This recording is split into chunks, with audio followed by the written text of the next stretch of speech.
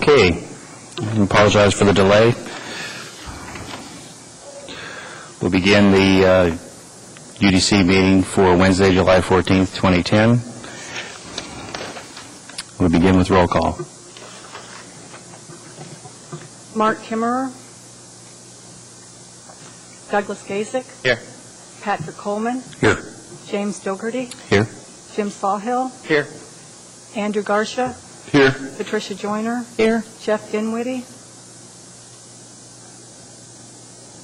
Thomas Tiber. Here.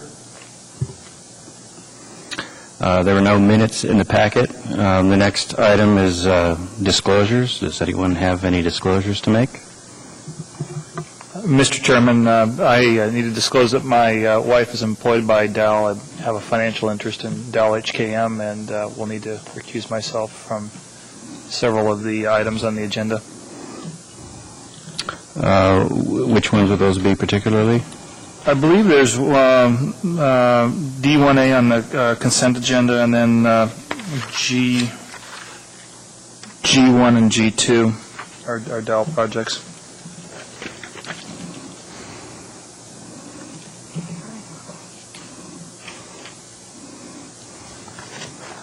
Okay. Any other disclosures? No. Other commission members?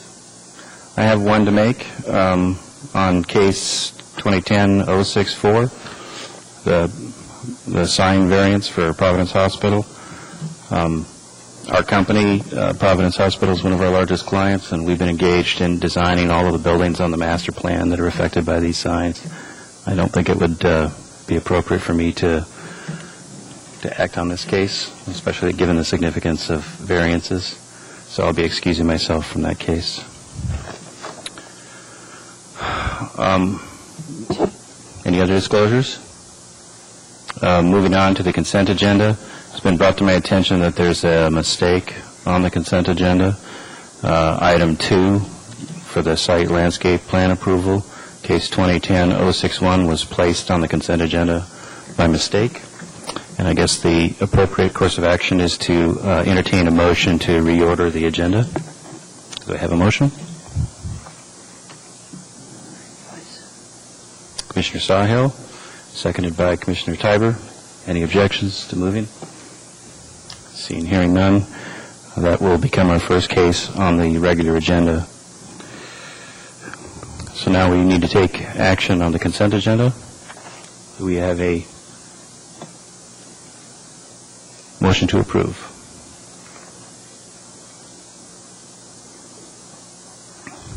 Moved by Commissioner Gasick, seconded by Commissioner Garza. Any opposition?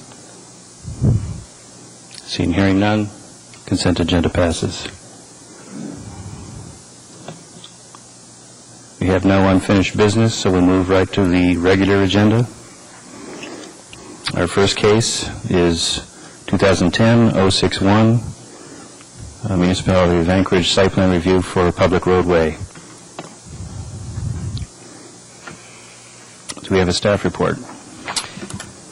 Yes, Mr. Chair. I first want to start out by saying that under this new process, this context-sensitive solutions process, road projects will just be coming before the UDC just one time at 65% review, which is where the project is right now that you're reviewing. So just, it's a departure from the past where the UDC saw road projects twice. Now they're just seeing it once, and that's tonight.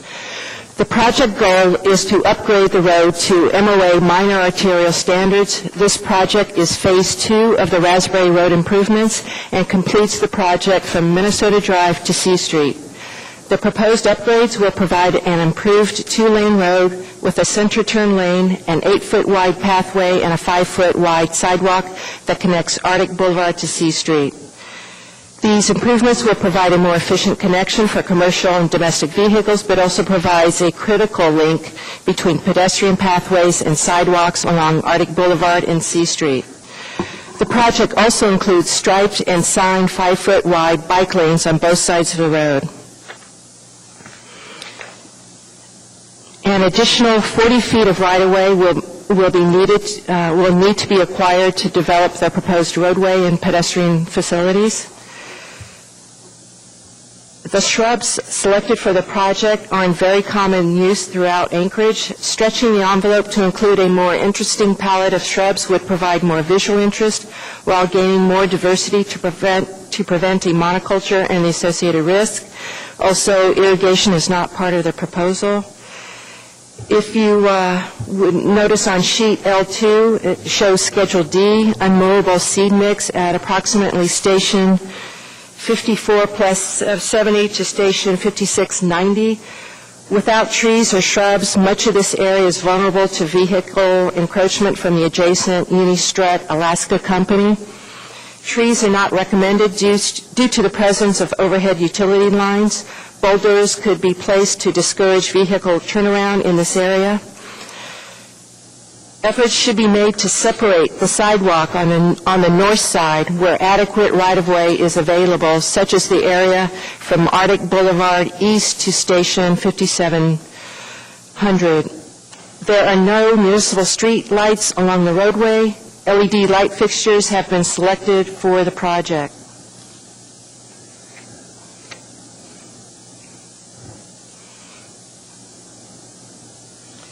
Yes, we had a comment from the non-motorized transportation corridor. She noted that there appears to be a walkway into the Alaska Department of Fish and Game, but no break in the landscaping.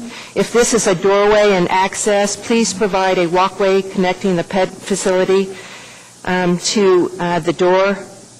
And if this is in fact a walkway, then it should be made condition number 9, but Mr. Schoenthal can enlighten us on that. That's all I have.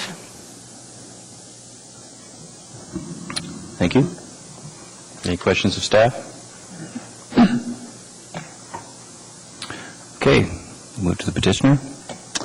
Mr. Chairman and members of the Urban Design Committee, Commission, my name is Terry Schoenthal. I represent Land Design North USKH, teamed with, I work as a sub-consultant to the engineer on this project, PTS. And with me here this evening is Nicole Roon from PTS, the project engineer. And she will respond to any engineering questions that kind of may influence the landscape aspects in this. The project is relatively short in scope. It is Raspberry Road between Arctic and C Street. It's just a couple of blocks long, really. And a major aspect of this project is I guess to help you get bearings if you're not familiar with the area, it's C Street and Raspberry is right where the Fish and Game Department is. On the other side of the street is the Wells Fargo, I think, electronic office management or something over there. It's not a regular customer-oriented banking facility, but more one of their internal facilities that they've got for managing all the electronic transfers and so forth. The area is generally pretty industrial, and it is busy. If you go out there right now, if you were to go down Raspberry Road during the daytime now, as a result of the other connection that's happened toward Minnesota, there's a lot of traffic on it. And this is an unimproved section of Raspberry Road. There's not a great deal of right-of-way available to us. The municipality will be purchasing right-of-way into the Wells Fargo side. And the image that I've got right here, I'm not sure how easy it is for you to see that, but it shows the offset that occurs west of our project boundary. And fundamentally, what the municipality will be doing will be purchasing right-of-way that allows that to continue straight through. One of the pluses of that is it does provide for a little bit of additional area for landscaping on the north side of the road, but that landscaping is also impacted by overhead electric lines. So it is a relatively industrial area by nature. We're adding some landscape, as staff person Ferguson noted. We have a relatively small palette of shrubs in this, but we personally feel that that is an appropriate response in a case where there's really not a lot of planting, and we have a pretty limited planting bed, and so we've selected plants that are really small and will work within the planting bed that we have available to us. We're happy to consider additional shrub species in there, however, and we don't really have an issue with the idea that we should look for perhaps a greater variety, so we will take a look at that. One of the items that's in there, I would note, the boulder item, which I think is item number 2 of the staff recommendations. It asks us to consider moving the pathway back, and we will agree to do that as we go forward, but it has gotten quite a lot of consideration at this point. And it's a short distance where we're being asked to do that. Perhaps, Nicole, you could, on the drawing up here, because someone sort of needs to stay by the microphone and someone can point at the plans here, you might point on the plan approximately where that is.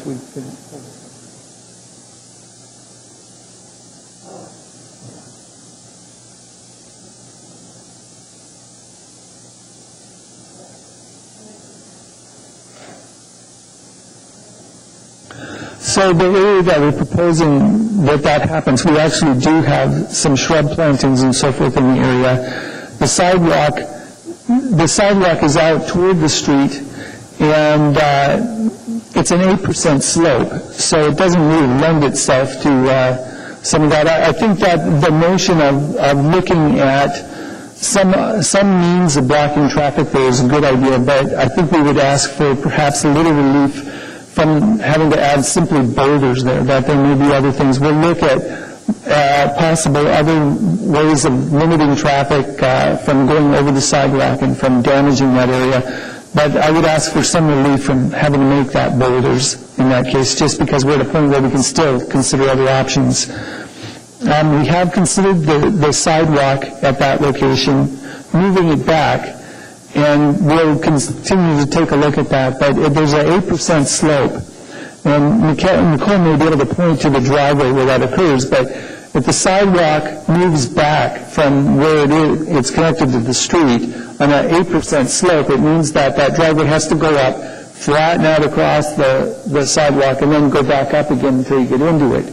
So it's a short distance. I'm not sure you gain a great deal by moving the sidewalk back for that 100 feet or whatever it is, if it's even that much between the location where you can and the corner. So we will take a look at it, but it has been considered, I would suggest. I think with that, Nicole, is there anything else that you can... It's a pretty simple landscape. We've been asked to take a look at separating some of the plant materials a little more than what we're showing right now. Probably to ensure that we maintain sight lines, and we will look at sight lines very carefully as we go forward. But I think with that, I can open it to any questions the Commission may have. Thank you. Sharon? Yes, thank you, Mr. Chair. Terry, the reason for the boulders was not to prevent the cars from leaving the road and encroaching into the bed. It was from the other side where Unistrut is, because they're accustomed to driving their trucks around in that area, and there's no barrier there, no fencing. So I could see them accidentally or intentionally driving in the bed, and there wouldn't be anything to prevent them from doing that. What about the opportunity of landscape curb that wraps around from the curb return and continues along the right-of-way? I may have to ask you to speak into the microphone. Thanks. We have landscape curb along the sidewalk, the back of sidewalk in various areas on this project to keep pedestrians on the sidewalk and away from the right-of-way. What about at this property, we perhaps where the curb return ends, we extend it, curving it around through the right-of-way, so there would just be a 2-foot curb line that would run along the right-of-way, the property line, and that... How high would the curb be? Would it be the normal 4 to 6 inches? 6 inches, yeah, actually. I just wonder, I mean, I think in the summertime it may work, but I think in the wintertime it may not be big enough. There are huge trucks with huge wheels that wouldn't even feel the bump going over a 6-inch curb. I mean, I'm not saying it has to be boulders, but something there to prevent them from driving in that area. Because I think that's Terry's request is perhaps not just add boulders, but maybe consider boulders or some other option. That's fine with me. Okay.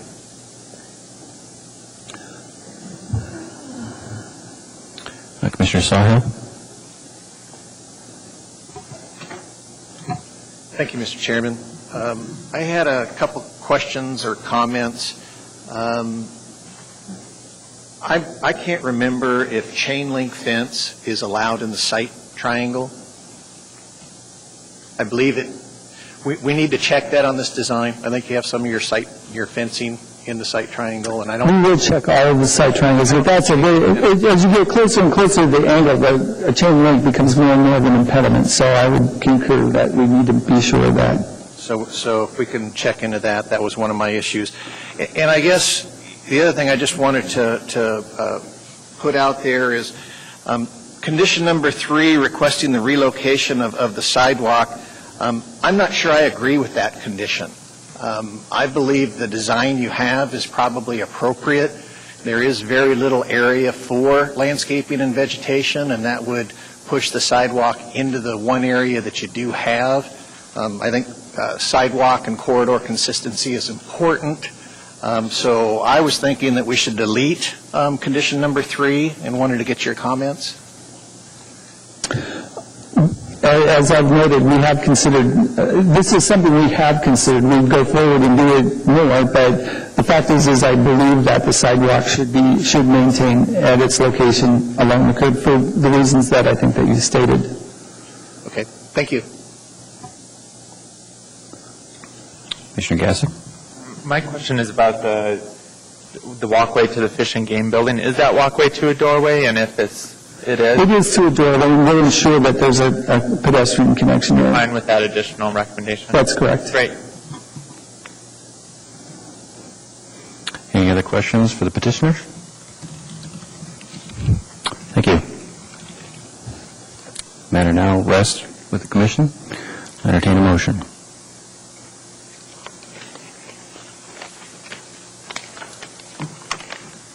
Commissioner Sawhill? Thank you, Mr. Chairman. In case 2010-61, I move approval for a site plan, approval for the 65% review for Rabsbury Road improvements from Arctic Boulevard to C Street, subject to staff condition 1 as written, condition number 2 to read add boulders or other options to prevent vehicles, and then continue the rest of the condition as stated by staff. Condition number 4, 5, 6, and with condition number 6, revise it to read ensuring that plant materials at maturity or fencing will not obstruct thus clear vision zones or encroach into pedestrian facilities. 7, as stated by staff. 8, and we have a new number 9 that is to ensure pedestrian connection to the Fish and Game building. To the existing doorway. And that's my motion. Okay, that's been seconded. Commissioner Coleman, would you like to speak to your motion? Yes, Mr. Chairman, I intend to support the motion. I think the plan is well designed. I think it meets the intent of the code for enhancement. I believe this is a very needed connection. That's my part of town where I work, and it is heavily congested, and I think it'll be a benefit to the community to increase the traffic circulation in that area and do it responsibly. Thank you. Anyone else wish to speak? Any objection to passing the motion? Hearing and seeing none, motion passes.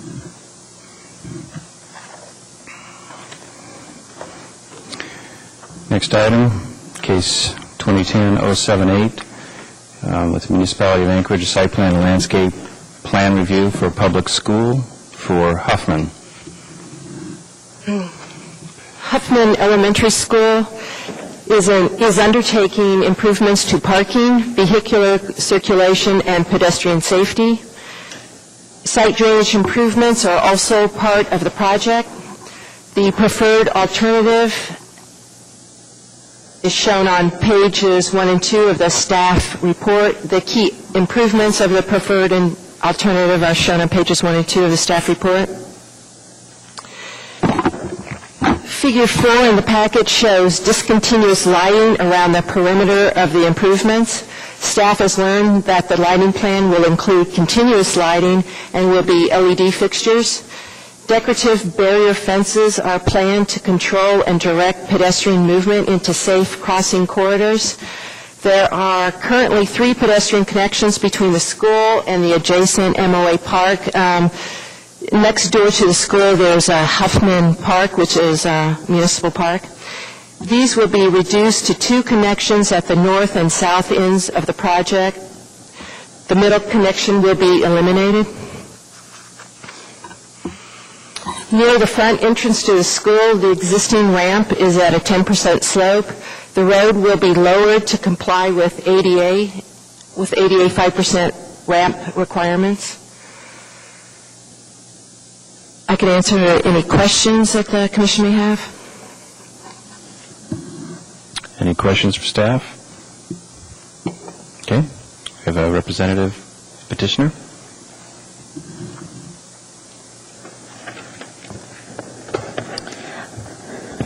My name is Wendy Wilbur. I'm with CRW Engineering representing the Anchorage School District, and I have Elise Huggins with Earthscape with me, who is the landscape architect. The primary purpose of this project is Huffman Elementary School has very poor soils, and they've been experiencing a lot of failing curbs and asphalt and high maintenance costs. So we went in there and did a site assessment and realized that we were going to have to dig up a good portion of the school to rectify that situation. And on top of that, they have a lot of pedestrian and vehicular conflicts. And so the school district wanted to go ahead and address those since we were going to have most of the parking lot torn up anyway. As one crossing guard described it out there, as it's absolute chaos. So the purpose of this project was to really look at ways to reduce those conflicts, go ahead and maintain the bus and vehicular separation, and increase queuing distance so parents can drop off and pick up their kids. As part of that, we evaluated 5 different alternatives. We balanced all the different interests and came up with a preferred alternative, which is what you see before you. This alternative was taken to the Huffman Elementary community. It was advertised and printed in their newsletter, so every family did see it. And we worked with crossing guards, the principals, teachers, and parents. And they have all approved and are, in fact, very excited about this and really think it's going to address their needs. To address your comments, comment number 40, 70,000-pound Vector truck. The oil grit separator is located at the northwest corner of the site. They can access it right from the driveway, so that is not a problem. Comment number 5 addresses the stream. The stream actually stops before the school, the school property just a little bit. We're well outside that 25-foot setback. The natural channel is right at the toe of the fence. We're 21 feet away from that. It's not actually classified as a stream, so that provision doesn't really, from Title 21, apply. However, we are 21 feet from that, and we are adding vegetation between that natural drainage channel and the parking lot. So that'll be a nice enhancement there. And we will coordinate with the fire department. We have been all along, and we'll add the extra signage and make sure we have good fire access around there. So with that, I'll turn it over to Elise. I apologize to the audience that I can't figure this out, so I can't put that up. But the landscape plan is, maybe I don't apologize, maybe it shouldn't be up. Okay. The landscape plan in this situation is very simple. We're surrounded on the east side. We have Huffman Park. Huffman Park is a large undeveloped park parcel. we did go out and we looked at the trail system there, the intermediate trail that we have suggested pulling off. We'd like to reduce conflicts with pedestrians and vehicle traffic there. That does not lead to anything. As I said, that park is undeveloped. It's a lot of forest. We are keeping the trails open on either side, and those are the primary use trails right at this point. And we did talk to Parks and Recreation Department folks about that, and they don't have any plans in the near future for that park in terms of developing it. The parking lot landscaping meets Title 21 requirements in terms of the 5%. The landscaping you see on the perimeter of the site meets Title 21 requirements in terms of buffer landscaping. We would like to see something a little bit more naturally planned there, but we're very limited in terms of space. We were limited on the east side due to steep slopes and that we are lowering the road, and we just really have a narrow buffer area to plant those trees and shrubs. And on the north side, we're limited by the location of the parking lot, which is about as close as it can get to the school, leaving the kids, I think, a 10-foot drop-off area. So if you have any questions, most of the plantings we'll be doing will be native plantings. We will make some improvements to the plaza area. The kids have developed a really cool set of plaques that we hope to enhance a little bit as design progresses. Questions for the petitioner?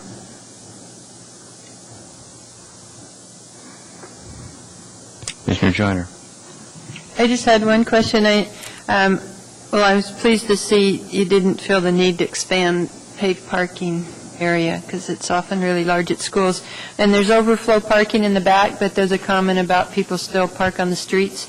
Is there a sign or something that directs people to that during a big event, or do people know that and choose not to park there, or is it something that maybe you wouldn't know if you were coming to an event that you could have a sign so they didn't park on the street? I don't know the answer to that. It appears that word of mouth and the way they advertise it, most people know to go to the back of the school for overflow parking.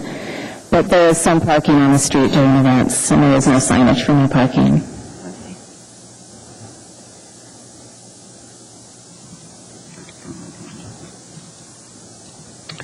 Commissioner Sawhill. Thank you, Mr. Chairman. You have your staff packet available. I want to start with page 26. And the third bullet under your preferred alternatives to separate parking from the traveled lanes is one of your goals. And then on page 25 of the packet is, I guess, your first pass at your preferred alternative. And it has 2 lanes that are going to the back.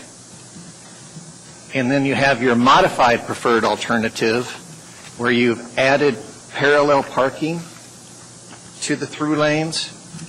And that just seems to me to be a terrible idea. That idea is actually suggested by the principal, and that will be staff-only parking. I understand you're signing it with staff only, but you're going to have parallel parking on the aisle that all the parents are trying to go to drop their kids off. And if there's an open space, they're going to try to park there. It's going to cause congestion. I just see those 13 spaces as a very, very bad idea. We can certainly revisit that. Again, it was requested by the school to add that parking. It was not part of our original plan. This parking lot, just as reference, currently has 126 parking spaces. Title 21 requires 72, and we're proposing 87. And the loss of parking was a significant issue to the Huffman community. And so any parking space we added back in was they viewed as beneficial. But we will certainly take a second look at that. Were there any other areas on site that you considered adding parking? There's not much room if we keep the parent vehicles separated from the bus traffic. It's fairly tight. I was looking at the area of the bus loop. As the buses are exiting, you have some parallel or some angle parking there. Did you consider adding angle parking on the other side? No, we did not. I might add, there is a pretty steep drop-off in the slope there, so it's possible it would be a fill situation. And it's a little bit of a loss of the playfield as well. Yeah, I understand it's a tough issue balancing drop-offs and parking. I do, but I think the change to your original design is maybe not in the best interest of the site.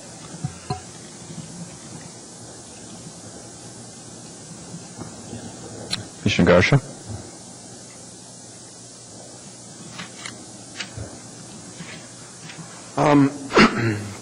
The question I had was about flow, and it's actually right where it's up on the board right now.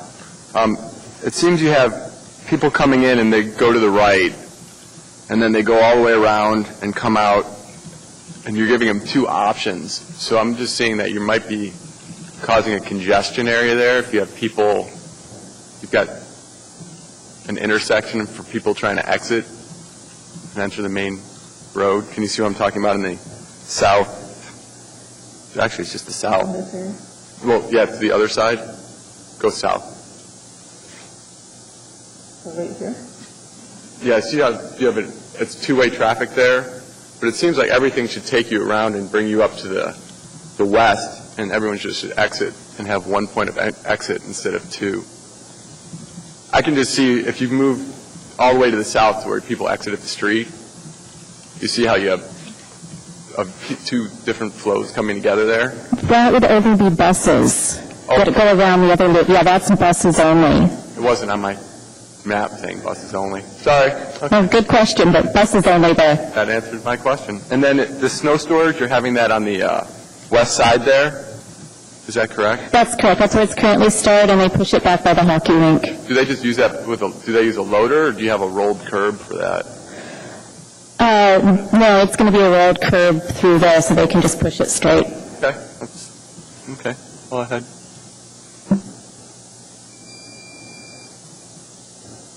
Any other questions? I just had one, and it had to do with the paving treatment down in your drop-off loop. Is there going to be a rolled curb or something like that to maintain that radius, or is that just a sort of a hammerhead kind of situation there?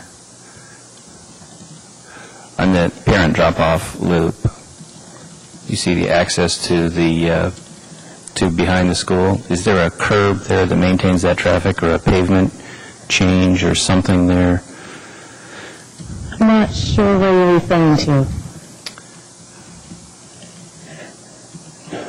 Oh, I can't really point it out. But on the aerial photo, this appears as though you're developing a traffic aisle that will take people over adjacent to the hockey rink into the back area of the school. Is there a clear definition between where the vehicles are supposed to be and where the students are supposed to be there by way of a rolled curb or something else? That design has actually been refined a little bit, so it's a very clear distinction. We're actually now creating a plaza area that will really direct vehicles to go around versus between the hockey rink. So will there be a grade change, a curb or something like that, and a material change as well? Yeah, well, yes, it will no longer be asphalt. Okay. Thank you. No other questions? Okay. I'll entertain a motion.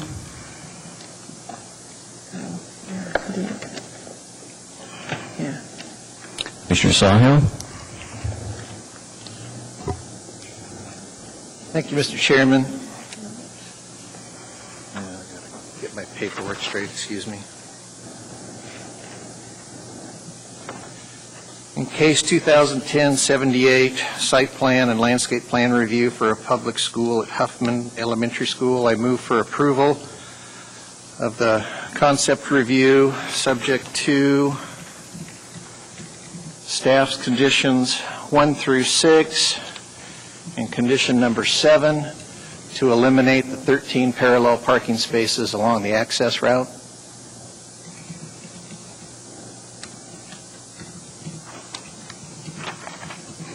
It's been seconded by Mr. Gassick. Please speak to your motion. Thank you, Mr. Chairman. I find that the site plan and the landscape plan meets the requirements of Title 21. I appreciate the additional buffering, landscape plantings that will be on the east side. I think that's a good feature, and I think a lot of the natural vegetation will serve for most of the function, but I think the infilling is important. I think these improvements will be significant to the circulation and drop-off of the school. I do have my issue with that parallel parking, and I think it'll create a hazard and needs to be removed. And that removal will also dramatically increase the volume of queuing that will be available to the parents as they drop off and make the site more efficient. And I do intend to support the motion. Thank you. Mr. Joyner. Thank you, Mr. Chair. I just wanted to propose another condition if Mr. Sawhill is amenable. Fire away. It's to add one we had on the previous case and space the spruce trees at least 15 feet apart. That's become something we've asked for. They're 10 feet now due to the comments we've gotten from the municipal forester on the need to have large trees have more space to be healthy and less maintenance. Is that agreeable? Mr. Chairman, maybe this is a little unusual, but if we can ask the petitioner or the applicant if their position on that new condition, would that be possible? I don't think so. I'm not an expert on procedure, but we're a friendly group. Elise? Thank you. I think spacing at 15 feet is excellent. I think it does not meet Title 21, though. My understanding is that the Commission can't override Title 21. Title 21 requires buffer landscaping for us to put the trees 10 feet on center.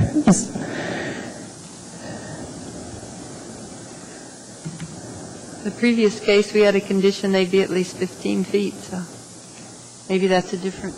That probably wasn't subject to the same requirements for landscaping. Okay. Yeah, Elisa is right. There's the 10-foot spacing. On the previous case, there would have been there, we don't have roadway, unless it's in the DCM, that spells out what the spacing should be. So they're different situations. The Title 21, that landscaping pretty much pertains to sites rather than roadways. So do you remove the request for the friendly amendment? I will. It's for requirement. Commissioner Gassick.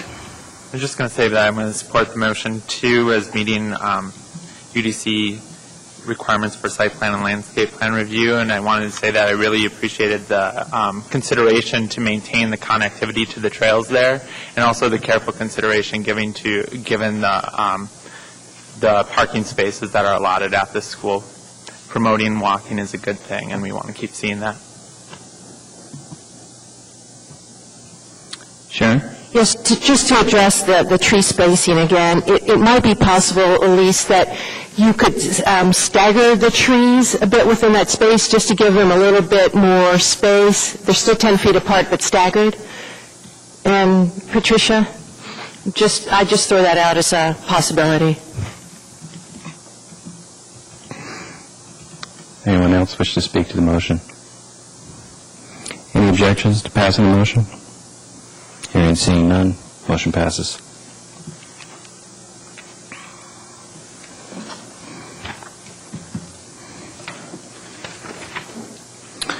Next on the agenda is public hearings, and the first case is 2010-063, site plan review for a public facility site plan review of a park master plan for Far North Bicentennial Park Trail Improvement Plan. As this is a public hearing, I wanted to draw people's attention to page 1 of the agenda, which outlines the procedure for which the public may speak to the Urban Design Commission at the meeting. And I'll just sort of read through the steps just for clarity. After the staff presentation is completed on a public hearing item, the chair will ask for public testimony on the issue. Persons who wish to testify will follow the time limits established in the Urban Design Commission Rules of Procedure, which are petitioners, including all of their representatives, have 10 minutes. A rebuttal by the petitioner may be allowed when time has been reserved. Representatives of groups will then speak next. Those are community councils, PTAs, other groups like that. They have 5 minutes. And then individuals will be heard last, and they have 3 minutes. When your testimony is complete, you may be asked by the commission. You might be asked questions. You may only testify once on any issue unless questioned by the commission. An individual may have appeal rights relating to any action the Urban Design Commission takes. Appeals must be filed with the clerk's office within 20 days after the Urban Design Commission's final decision. An individual may request written findings from any commission decision within 7 days. So again, those are on the front page of the agenda. And with that, do we have a presentation? Thank you, Mr. Chair. Far North Bicentennial Park is the largest park in the municipality of Anchorage. The park has over 1 million visitors each year, contributing to the social, economic, and ecological well-being of Anchorage. Far North Bicentennial Park accommodates a wide variety of trail users, from dog mushing to skiing, to mountain biking, to horseback riding. Given the variety of trail uses, conflicts are inherent among the different users when using the same trails. The draft Trail Improvements Plan evaluated the current condition and use of trails. Critical missing trail links and trail amenities were identified. Trail standards, classifications, and trail design parameters and maintenance guidelines were developed. The plan evaluated the need for trailhead and parking upgrades and increased wayfinding and interpretive signage and other public amenities to enhance the park as a four-season recreation facility.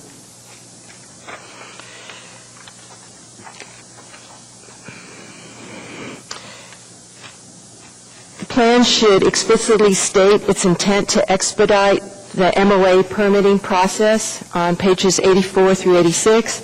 As the intent is to avoid further administrative or public review, the plan should state under what conditions an amendment to the plan would be needed. For example, what constitutes a significant change in the routing of a trail? Does the change in trail classification for a different primary user group, such as skiers or dog sledding, warrant a formal amendment? What is the process for altering the plan in the future? The plan should also indicate how the proposed trails and modifications to any existing trails act in relation to the master plan map in the updated Far North Bicentennial Park plan. Are the trails indicated on the master plan map superseded by the proposed trail alignments in the trail improvement plan? If so, this should be explicitly stated in the plan. The plan is broadly broken down into 3 major sections. The first is trail classifications, then it's trail design, parameters, guidelines, and then trail improvements plan. Under trail classifications, the plan uses trail classes ranging from Class 1 to Class 5. The classification system is the same one developed by the U.S. Forest Service. The system is in the process of being adapted by the National Park Service, Alaska State Parks, and the Bureau of Land Management. The Trail Improvements Plan suggests changes to only a few of the existing trails in order to meet some of the larger goals of improving trails, to reduce user conflicts, to upgrade trails based on their intended uses, and provide major connections to different areas of Far North Bicentennial Park from the surrounding neighborhoods. Most of the existing trails will retain the same trail character that exists today, with a few minor exceptions. And under trail design parameters / guidelines, design parameters based on a trail's classification were developed for new trail development and existing trail maintenance within the park. There are 5 trail classes for each designated use. And under Trail Improvements Plan, the proposed plan reflects input from a diverse group of trail users, the steering committee, other stakeholders, landowners, advisory groups, and regulatory agencies. This input was used to develop a plan that accommodates many of the improvements proposed by trail users while incorporating improvements that are designed to minimize wildlife conflicts and protect some areas in their natural state.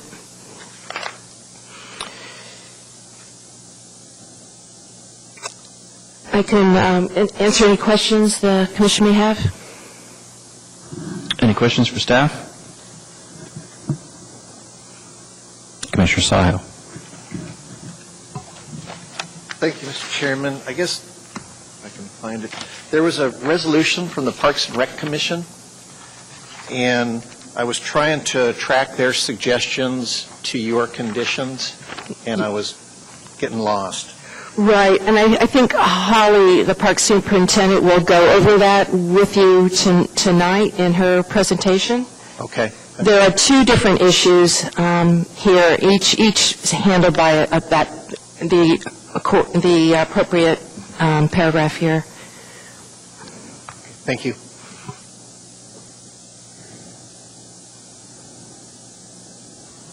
Any other questions for staff? Okay, do we have the petitioner here?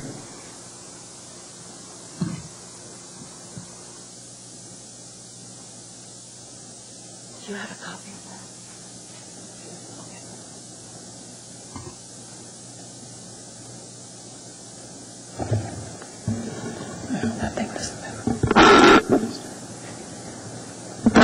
Kevin Denier, landscape architect with HKM, here with Hollis Torres with Parks and Rec Department.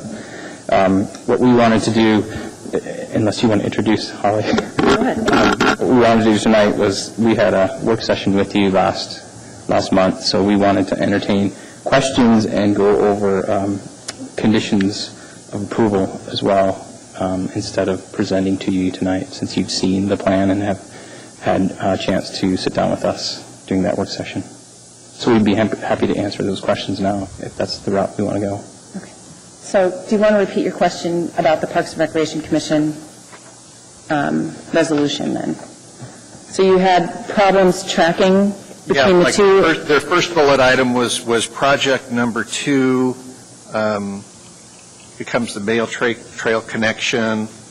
Okay. And then I looked at project number 2 in the plan, and it to simplify it a little bit, when we did so much public involvement, so much community involvement with the Far Northwest and Central Park Trail User Group, by the time we got to the Parks and Recreation Commission, basically it was narrowed down to a few key issues. One of them was Rover's Run.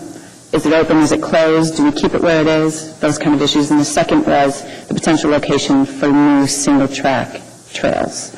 So those 1, 2, 3, 4, 5, 6, 7. Those 7 bullets are mostly focused around those 2 issues.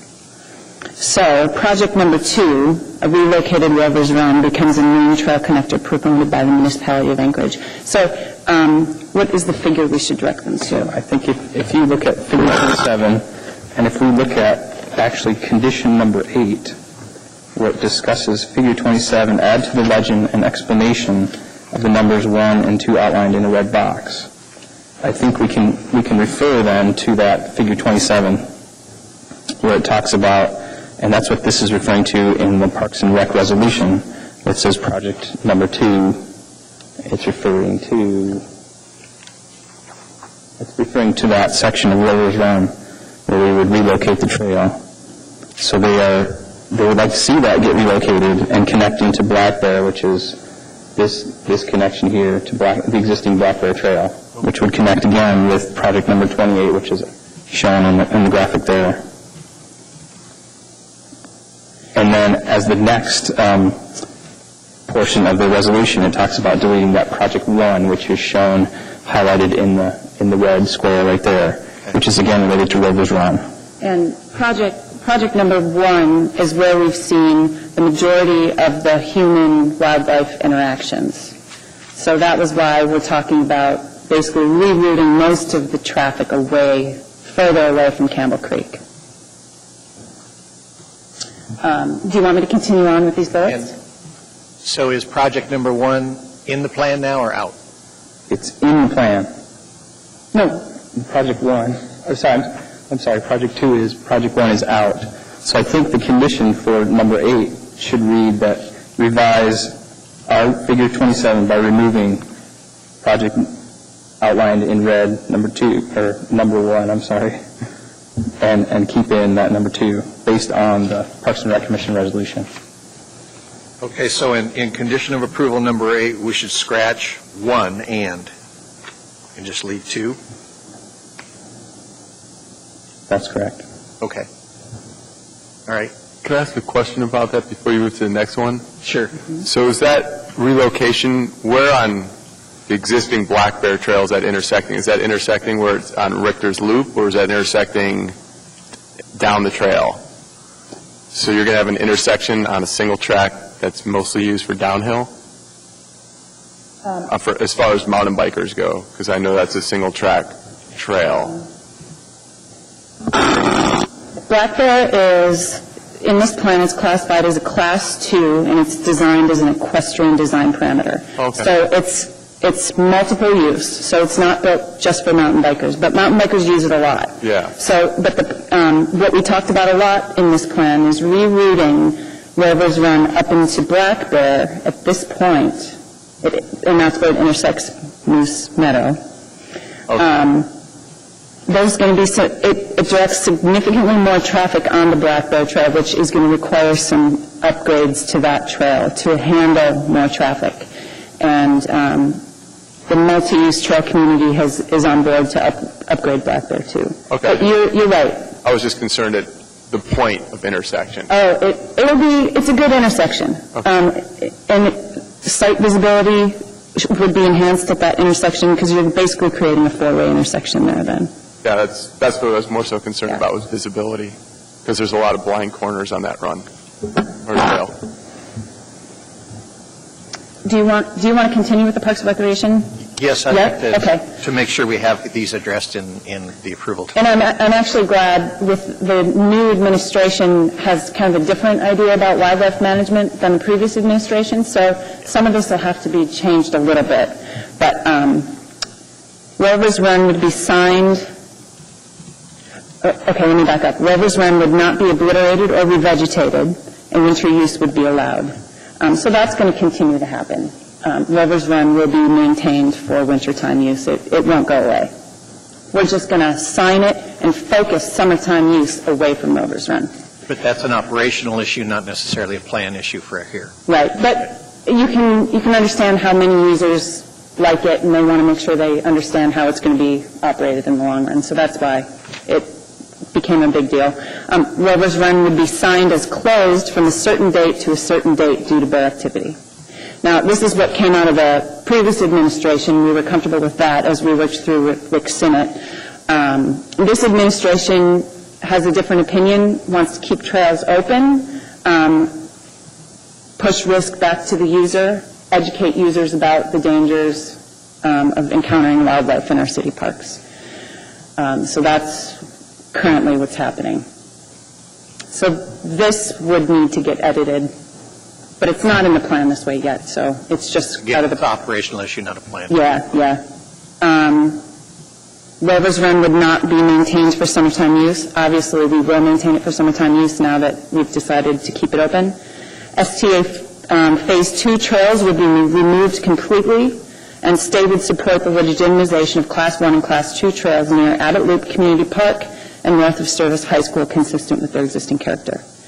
So there's a lot of... Go ahead, do you want to point to it? Yeah, so go ahead. The location right here that the Parks and Rec Commission is referring to, this location here by Abbott Loop Community Park, which is, I guess maybe you need to see that. This location here is where we're talking about, as well as right north of Service. So what's shown on the graphic here is this is the single track trail proposed trail improvements that we're going to take out of the plan related to the Parks and Rec Commission resolution. And where's that condition of approval to remove that? Well, the plan. You might... I think that may need to be added. It will need to be added. Okay. And what I'll state right now is that we got all these edits from the Parks and Recreation Commission. We're going to have a bunch of edits coming from you guys. We're going to dive into this plan one time and make all the edits at once. Yeah. And so that's why it might be a little confusing. No, that's fine. I just want to make sure we get it in our conditions. And then the last bullet was just added. The area of far north Bicentennial Park, south of the North Gas Line Trail, west of Stuckhagen Heights, north of Campbell Airstrip Road, and I'm going to point to it.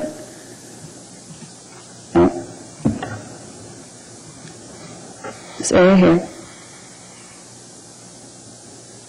and east of North Bivouac was considered as an area for single-track trail development, but was removed from consideration in this plan.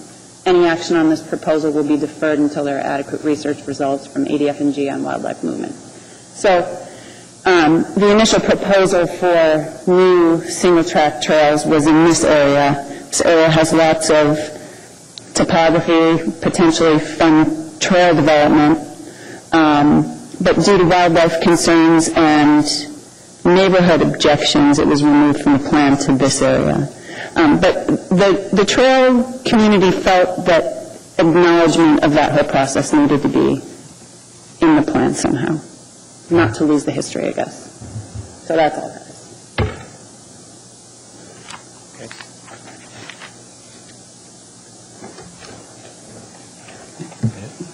Those are all my questions. Thank you. Okay. Any other questions for the petitioner? I have a question for you, Sharon, and just it's procedural. It seems as though we only see these kinds of things once and issue an approval from our commission. So there's a lot of things that they're discussing that will come into a final draft or something of that nature, and that won't be coming back in front of our board. That's correct, Mr. Chair. You will receive copies, no doubt, when it's done, but have no input beyond tonight. Okay, thanks. Any other questions? I guess, if I may, I'd like to mention that maybe after we hear from the public, maybe there's the conditions that we could go over that seem a little bit confusing, and maybe they're just questions that we need to clarify that may be in the plan, that is, they're questions in the recommendations that maybe we can clarify. Maybe we could reword them or remove them from the conditions. So maybe this could be categorized as a rebuttal by the petitioner, and you've reserved 9.5 minutes to do that after everybody else has had their talk. Okay. So, yeah. Okay, next, we'll hear from representatives of groups, and I don't believe there's a sign-in or anything like that, so it's just kind of a come up to the podium and state your name and state the group that you're representing, and you'll get your 5 minutes.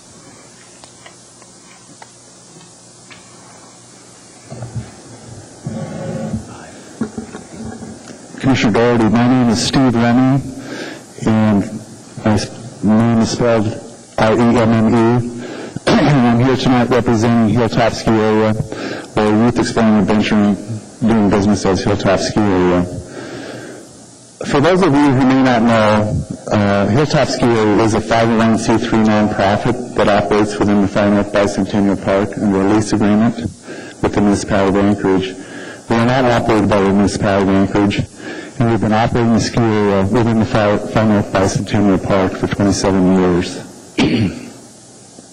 I'd like to provide you guys with a packet. I'm not sure if that's allowed. It's like 6 pages that you can read later if you want. Am I allowed to do that? Sure, if you have one for everybody. Sure.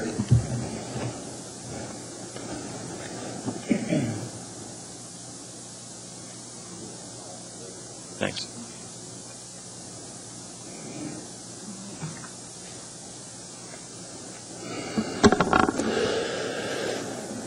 We do have some issues. The Hillside Ski Trail System, Hilltop Ski Area does have some concerns with the park plan as it's presented tonight.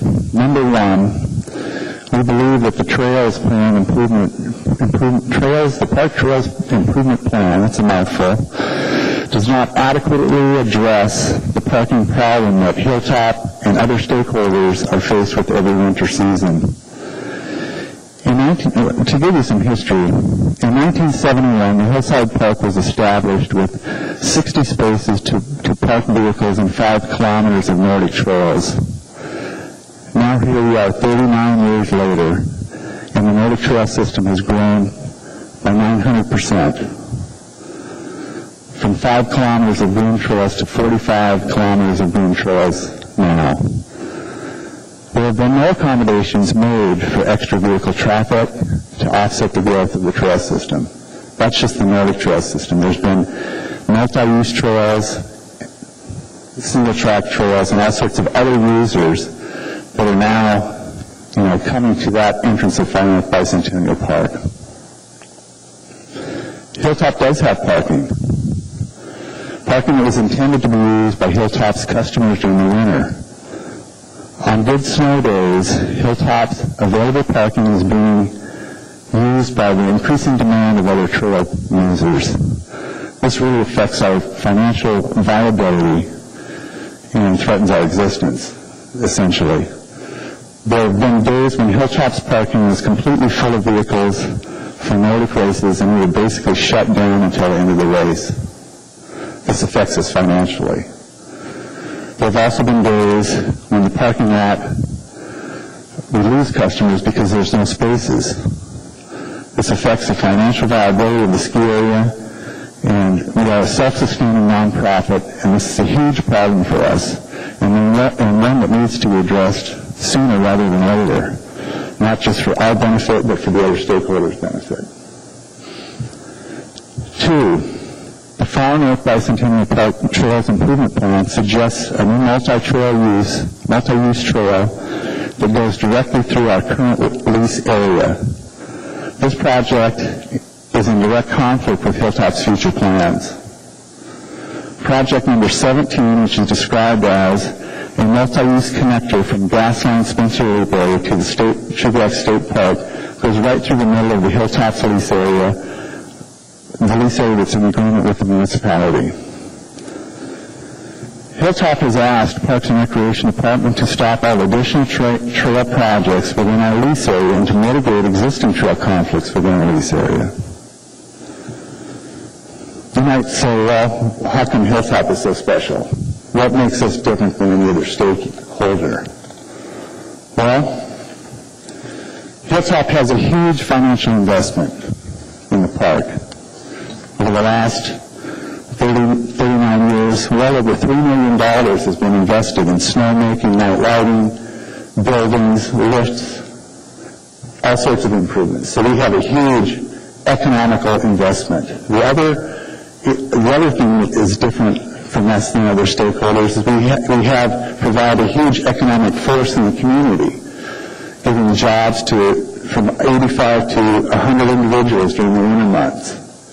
Hilltop, on average, injects $500,000 annually back into the local economy through wages paid out to its employees. I don't think you'll find any other stakeholders that are doing that. Unlike many of the other stakeholders, under the terms of our lease, Hilltop is required to pay 2% of our total gross revenues annually to the municipality. So we pay back, too, for the use of the area.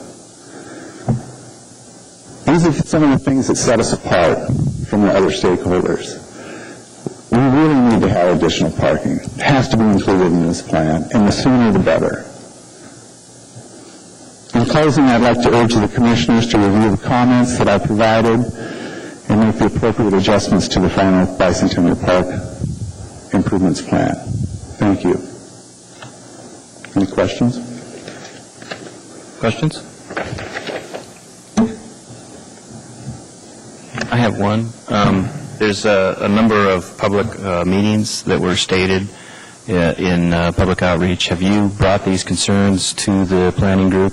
We were interviewed on December of 2008 for this, but actually I've only first seen this plan Monday. So. But did you bring those issues forward about your master plan? No, we have other issues too. Some of the other issues are Nordic Trail users coming onto our ski slopes when there's no snow, and using our ski slopes, especially when we're in operation, where we have snowmaking operations where we have high-pressure hose, high electrical lines on the ground, and so we'd like to be able to put a barrier between the Nordic ski trails and the Hilltop skiers so that we don't have those risks of somebody getting hurt during those operations. But you have engaged the process and you've made these concerns of yours known to the planners? Well, if you notice that one of these letters was dated, the attachment was dated January 31st of 2005. That's to Anchorage School District, and that's basically, explaining to them that we can't sustain 700 students in our parking lot because those are one of the days that we were completely shut down, as we had a school race. That was CC'd to Jeff Dillon, Val Barkley, and John McCleary. That's 2005. That was 5 years ago. So they have been made aware of that. Some of the meetings that have called, that you're referencing, I haven't gone to. So. Okay, thanks. Any other questions? Mr. Sawhill. Yep. Thank you, Mr. Chairman. In looking at the plan, there's Project 20, which is Hillside Trailhead parking improvements. Mm-hmm. There's Project 16, which is Hilltop parking lot layout and drainage improvements. Right. Have you looked at those specific parking plans? Yes, I have. The one that drain out improvement, we did that last year. Actually, we increased our catchment basin by double last year. The one plan that you mentioned that's the improvement, I don't have my plan with me. Hold on just a second. Sure.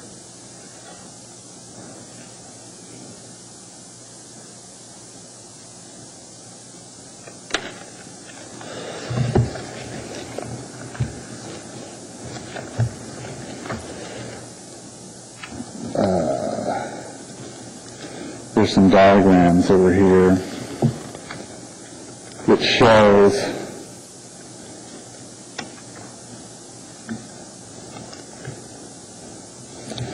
what page are you on? It's figure 29, the Hilltop Trailhead plan. Yeah, what page is that? It doesn't have a page number. It's after 72. Okay. Well, there's actually some other details in here. Okay, they're back on page 79. If you look at that diagram there that shows the ski area's parking lot, they're calling for bollards down near the unpaved area, and they're calling for, in the little island there, they're calling for bollards, and then actually to have areas that we currently use for parking to be revegetated, which looks like to me we'll lose another, 15 spaces that we currently use for parking.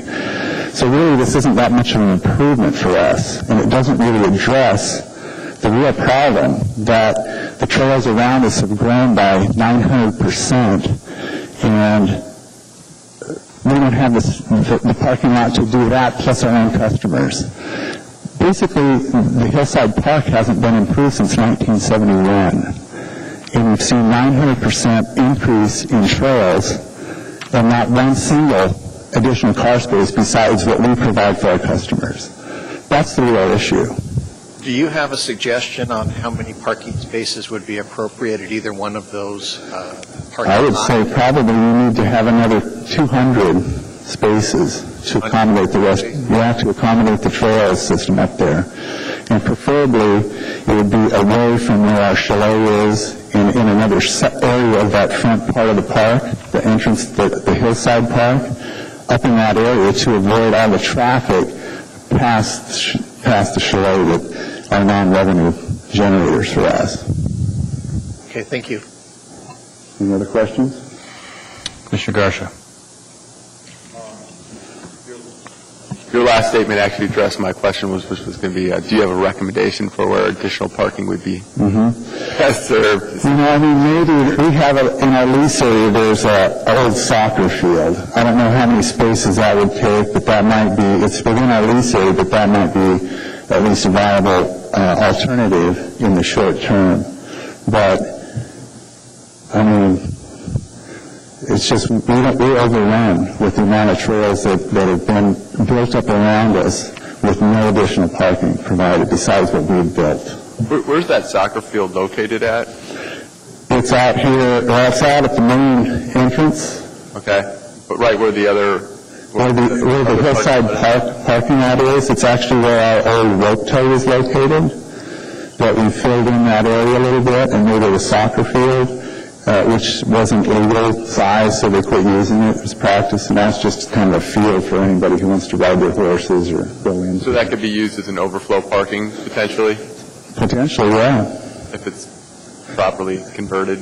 Yeah. So, I mean, you know, we designed, what we built was enough spaces to hopefully accommodate all of our users and some additional users on peak days when we're, you know, in Christmas break, Saturdays and Sundays, where we have huge crowds come to the ski area.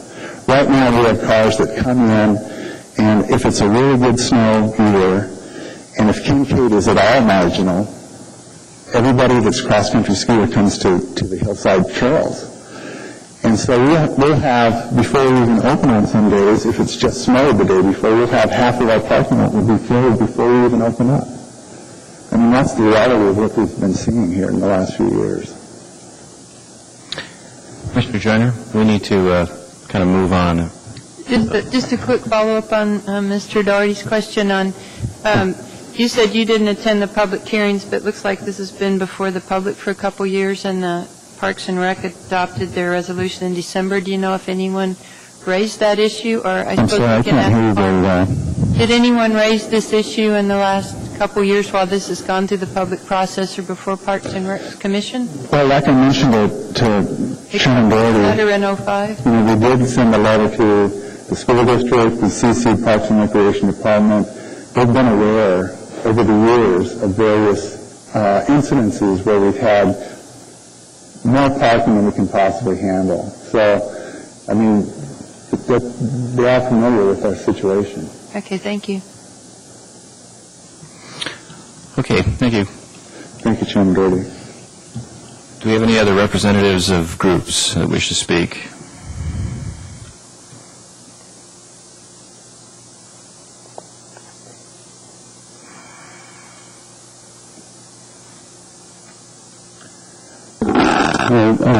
Chairman Doherty and the other commissioners. My name is Gordon Wetzel. I was on the steering committee, or Citizens Advisory Committee, for the Trail Improvement Plan, but I'm here now to speak on behalf of the Nordic Ski Association of Anchorage. I listened to Steve Remy, and he made many really good points. It is a tough situation for Nordic skiers and the downhill skiers on those days when we have good conditions. The place gets inundated, both with Nordic and downhill skiers. And when we did our work on the Trail Improvement Plan, we didn't really address parking. That was kind of out of our realm. And I think that for practical reasons that really should be addressed. Whether it's in this plan or outside this plan is another issue. When it comes to school events, Steve mentioned that we almost got shut down. I think they pretty much did get shut down one day when we held a Lynx Loppet race at Hillside. And we haven't done that since. For good reason. It's just it doesn't work well to have 500 kids and loads of buses trying to park at Hilltop. Hilltop, Steve has always been very cooperative with the Nordic community.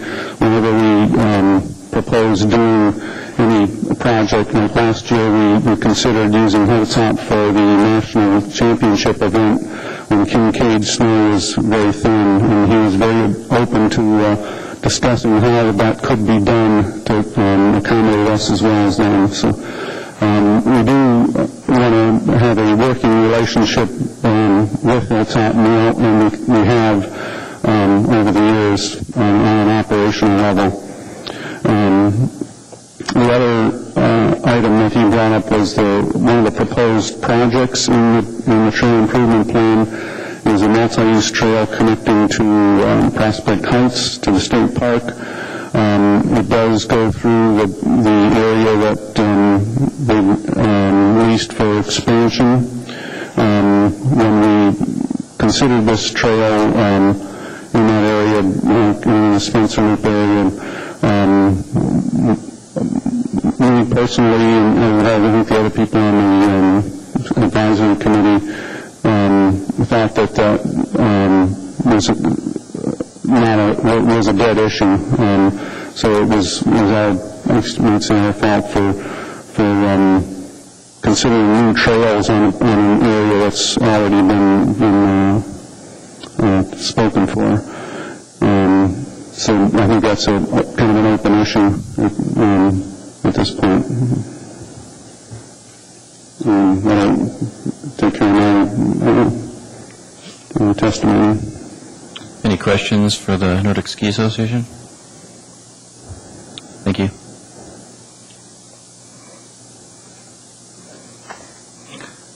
Any other representatives of group?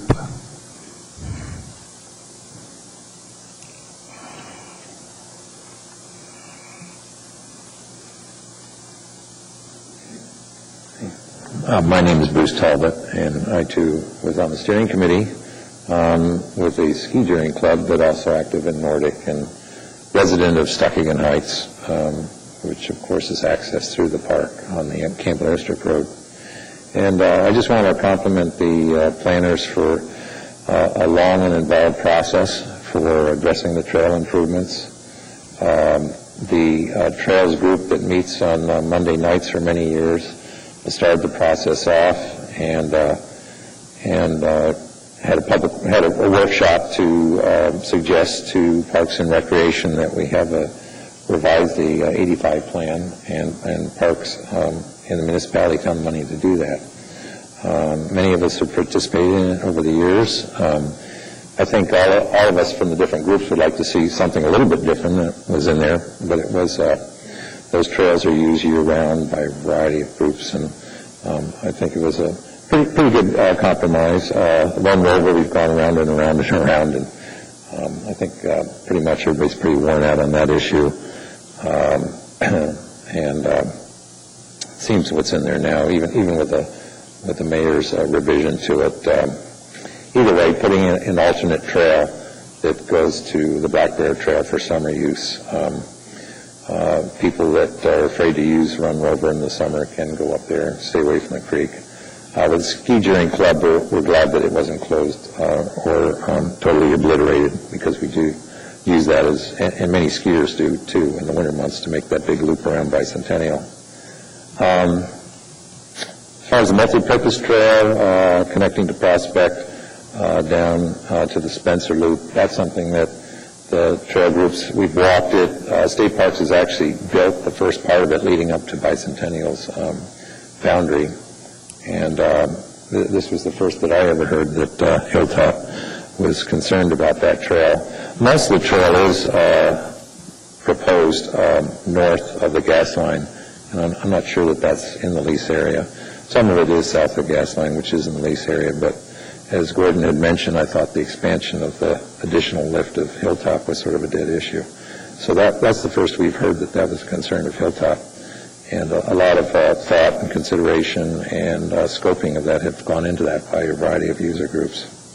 We really like the forward thinking of the trail parameters that was put into it.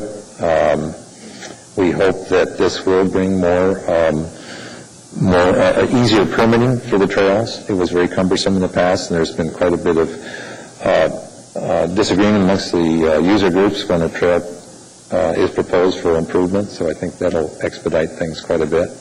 As far as the parking with Hilltop, I think we all agree that something does have to be addressed there. It clearly is a problem, and maybe the municipality needs to step in there a little bit and help improve that parking situation, because it's not just downhill skiers, it's also cross-country skiers, and now there's a significant number of winter mountain bikers there as well.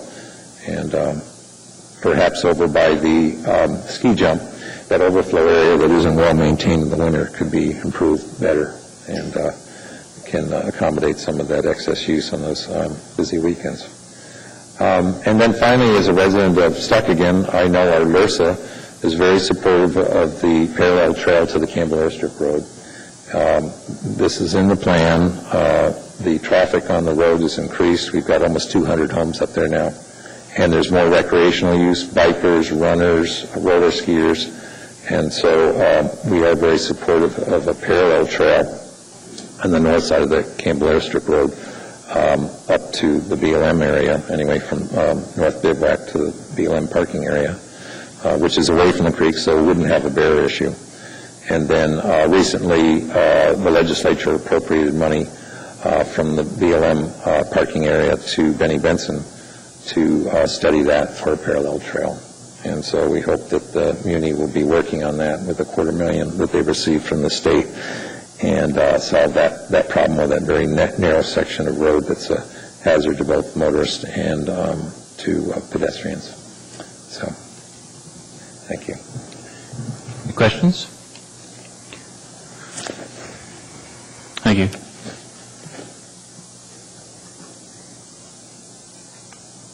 Do we have any other representatives of groups?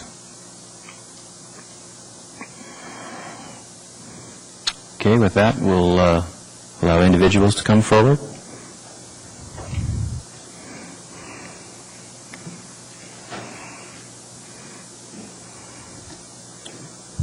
Mr. Chairman, members of the Commission, my name is Jim Picard. I'm a resident of Anchorage, lived in the Lower Hillside area for 31 years. I'm very familiar with the Hilltop ski area. I'm here to support their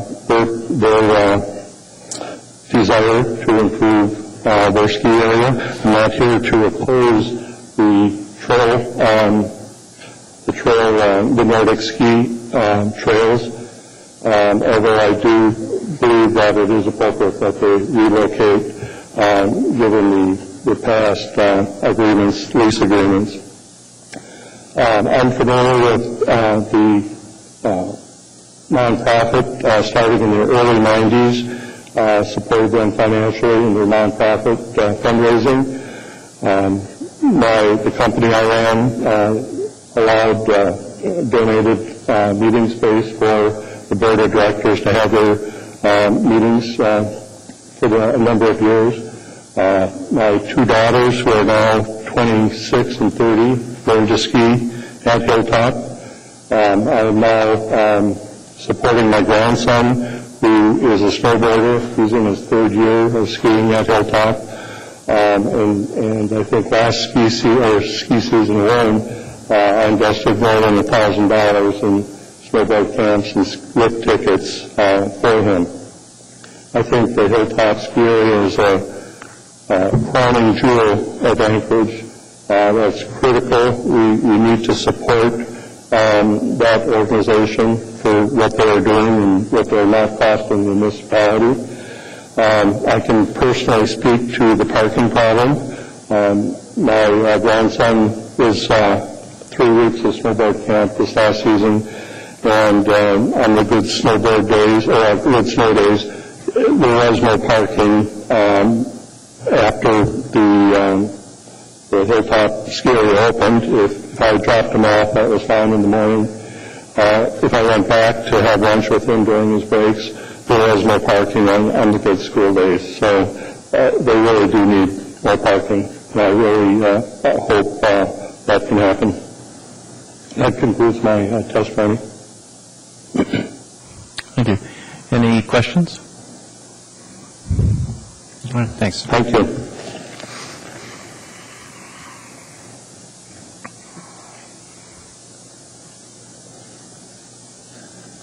Hi, my name is Randy Salt. I live on Lower Hillside near the far north Bicentennial Park. Hadn't planned on speaking, but some comments came up that I just wanted to address. First, I think it's great planning. Impressed with that. Impressed with how well the organizations seem to work together. Very clear that parking is an issue. I have 4 children that ski, and on congested days, I think it's a safety issue. People park in places that are not intended to park. Small children, mine included, walk through the parking lot, and it's a safety issue. I've seen children almost, hit if it wasn't for the attention of the parents and the driver. There's certainly ways to expand the parking, certainly maybe on Abbott, maybe even on Stuckey Heights Road, maybe put a connector between the two, who knows. I have a question around the parking lot and who maintains that lot, who pays for the maintenance of that lot. If we add parking, then someone should need to maintain it, whether it's the city or whomever. Also looking at the lease and the conflict between Hilltop and future trails. I think that lease area is eventually going to be needed for Hilltop, and I hate to see it put barriers in the way of them being able to use that, especially if we ever consider Olympics in the future or want to be a real contender in Anchorage. And I also find it interesting that Hilltop's actually paying for that lease, yet may not be able to use it. Kind of a conflict there. And then just one comment on the process as I've seen it unfold. I understand we want to make this the final hearing for this. I think it was a great idea for efficiency. I'm a bit concerned with maybe posting of public comments and the fact that Hilltop, the one obvious user of that park that has staff there every day, seems to be one of the most uninformed about this. We certainly should have been able to contact that user as well as the other obvious users of the park to gain their comment versus expect them to one day decide to call up and make public comment. That's it. Again, I think things sound like they're going well and appreciate the time. Questions? Thank you.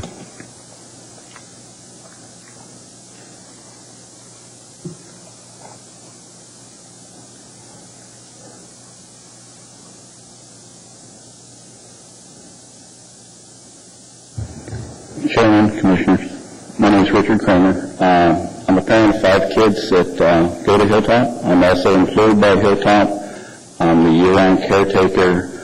I see the obvious parking problem during the winter we have is I can't get ambulances in and out when I have injuries because I have people just parked anywhere, everywhere. So that's a big issue. If we get more parking up there out along Abbott for the Nordics, there'd be a lot less congestion. It would be great as a safety issue. Like I said, I have 5 kids and myself. I'm a beginning snowboarder. I make one run a year and get down safely and call it quits. But unlike cross-country skiing, downhill skiing and snowboarding requires certain terrain. And where Hilltop allowed Spencer Loop to build a trail until such time as Hilltop is ready to expand, to put more trails within that area takes away the last remaining area that we can expand to. So that means we take our money and we go to Alaska. Quite frankly, I won't give Alaska my money. They're too expensive. We provide a great service. Like I say, a family of 5. Hilltop has been a godsend for keeping my kids out of trouble because they have something to do. And I see this with a lot of other kids up there because I am there every day, 365 days a year. I would just wish that, like I say, the Nordics are great. We work with them all the time. We need to find a way to get that lease area back, and so that we can look at further expansion. Our kids need it. They need more to do to keep them off the streets and keep them safe. Thank you. Questions? Thank you.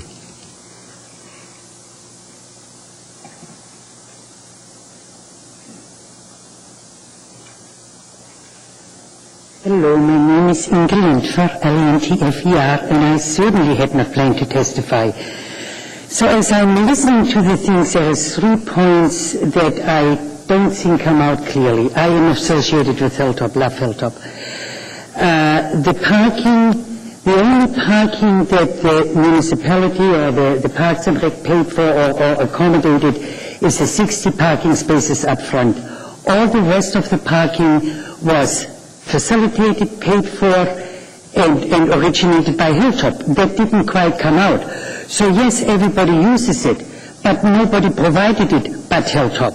That's why Hilltop is saying, hey, wait a minute, if you enhance the trails, then you need to participate in the parking. The Nordic community is wonderful, and they have a lot of opportunities. If you think about the money the municipality spends on Kincaid Park, incredible, if you have been up there. The only downhill area, alpine area, is Little Hilltop.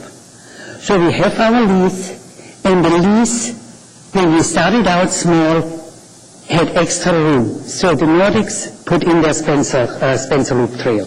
Wonderful trail. The problem with the Spencer Loop Trail is that if Hilltop wants to expand, Spencer Loop is in the way. Enhancing Spencer Loop or using the designated Hilltop area to put more enhanced cross-country trails in doesn't make sense. So those were my thoughts. Good luck, you guys. Thank you. Any other individuals?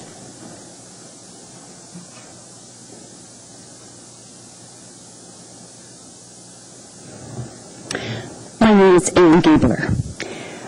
Members of the Urban Design Commission, I would surmise that you are sitting on this commission because you have a sense of aesthetics, beauty, and design. And we are talking today about one of the most unique, beautiful parks in our city. It is a one of a kind. It is probably the most unique park maybe in the whole United States.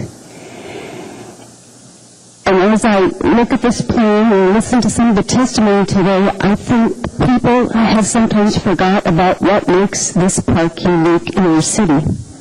I hear people talk about parking lots, expanding parking lots in this park, the economic value to it, and not the value of it as a wilderness natural setting, that once it is gone forever. It cannot be replaced. The New Yorkers had the foresight over 100 years ago to set apart Central Park. Far North Bicentennial Park is our Central Park. It was originally given to us to be a natural setting. In fact, one of the goals for the steering committee, the first one, is to maintain an undeveloped and rural feel within the park.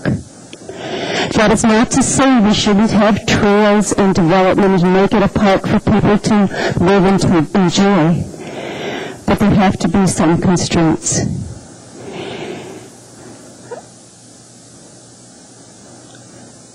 Some of the other goals of the park plan have also not been met. I have been involved in this process. There are no trails set aside for just natural trail walking, smaller trails. Everything is supersized. Trails that are 15, 20, 25 feet tall, 25 feet wide. They just keep getting larger. All the trails do not have to be so large. Perhaps this park cannot accommodate all users groups. Perhaps it cannot be expanded to accommodate bigger and more people and bigger parking lots. Perhaps we have to keep this as a jewel in our city. And as the Urban Design Commission members, you have to keep this in mind for future generations. The Planning Commission pointed out some of the things that we have to keep in mind, and they said that the plan has to identify the purpose for these trails, and perhaps they need to go back and look at some of the goals, such as to accommodate all types of non-motorized users, such as equestrians. The original plan said equestrians should be accommodated. Identify corridors for wildlife. Those are trails too. So I ask you please to think of some of these things when you're looking at this trail. Thank you. Thank you.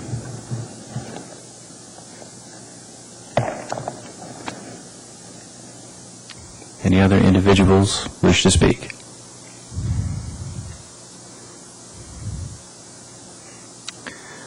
As no one seems to be coming forward, I guess it would be a good time for the rebuttal.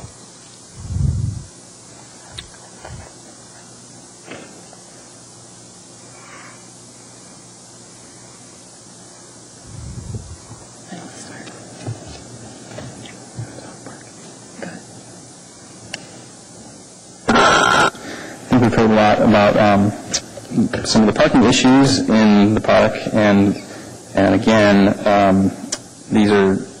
this is actually the first time we've heard of the Hilltop issues. We've looked at and we've developed a plan or a concept for the Hilltop parking area based on the comments and input that we heard from Hilltop representatives based on drainage and kind of organization.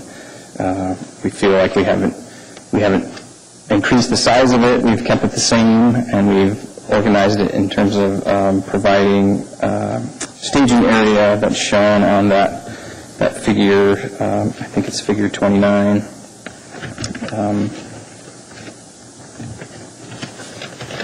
Sure.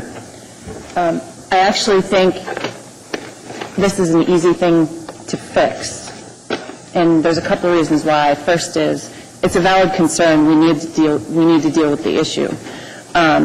Any parking improvements that happen within the lease area boundary, and the parking lots are all within the lease area boundary. If it's for a Hilltop purpose, it should be funded by Hilltop, the leaseholder. If it's for a more multi-use general purpose, I think the city would work to fund that.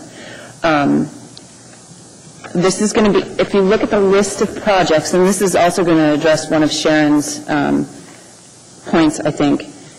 If we're going to consider either an expansion of a parking lot or additional parking lot, it's going to bump it to a price range that's over $250,000, probably. Anything on that list that's more than $250,000 is going to have to come back here.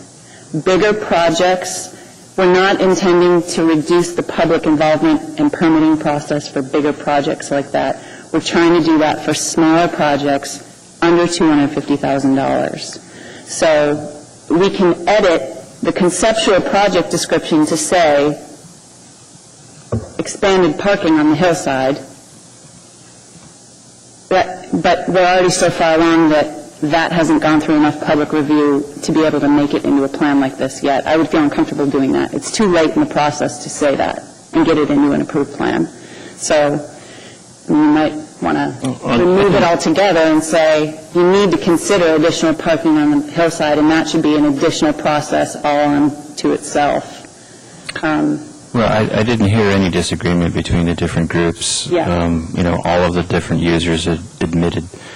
And, with regard to Hilltop's requirement to expand parking, my understanding from the petitioner is that they do have parking that's been sized for their lease, but if you go there on any given Saturday in the wintertime when there's junior Nordic or good ski conditions, it's not just the Hilltop users that are using it. And he made that statement that trail access or trails have been expanded quite a bit without any recognition of the additional parking requirements for the additional users that they're serving. And I think that's a sort of a glaring omission in the plan if we're only looking at trails and not the impact that has on park usage in general. I agree completely, but our mission and the goals outlined in the Far North Bicentennial Park Master Plan, we're supposed to balance recreational use with preservation, basically, of the resources.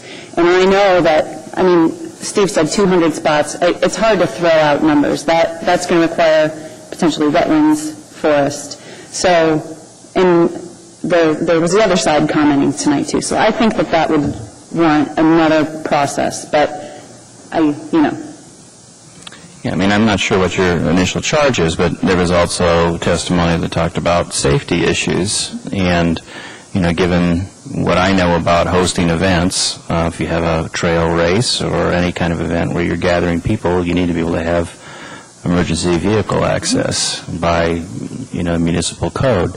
So are we really looking at all of those issues when we're looking at trail improvements as well? And I think those are the valid questions that are coming up. And there's also an operational thing here, too. Within the lease area boundary of Hilltop they have the authority to manage their property.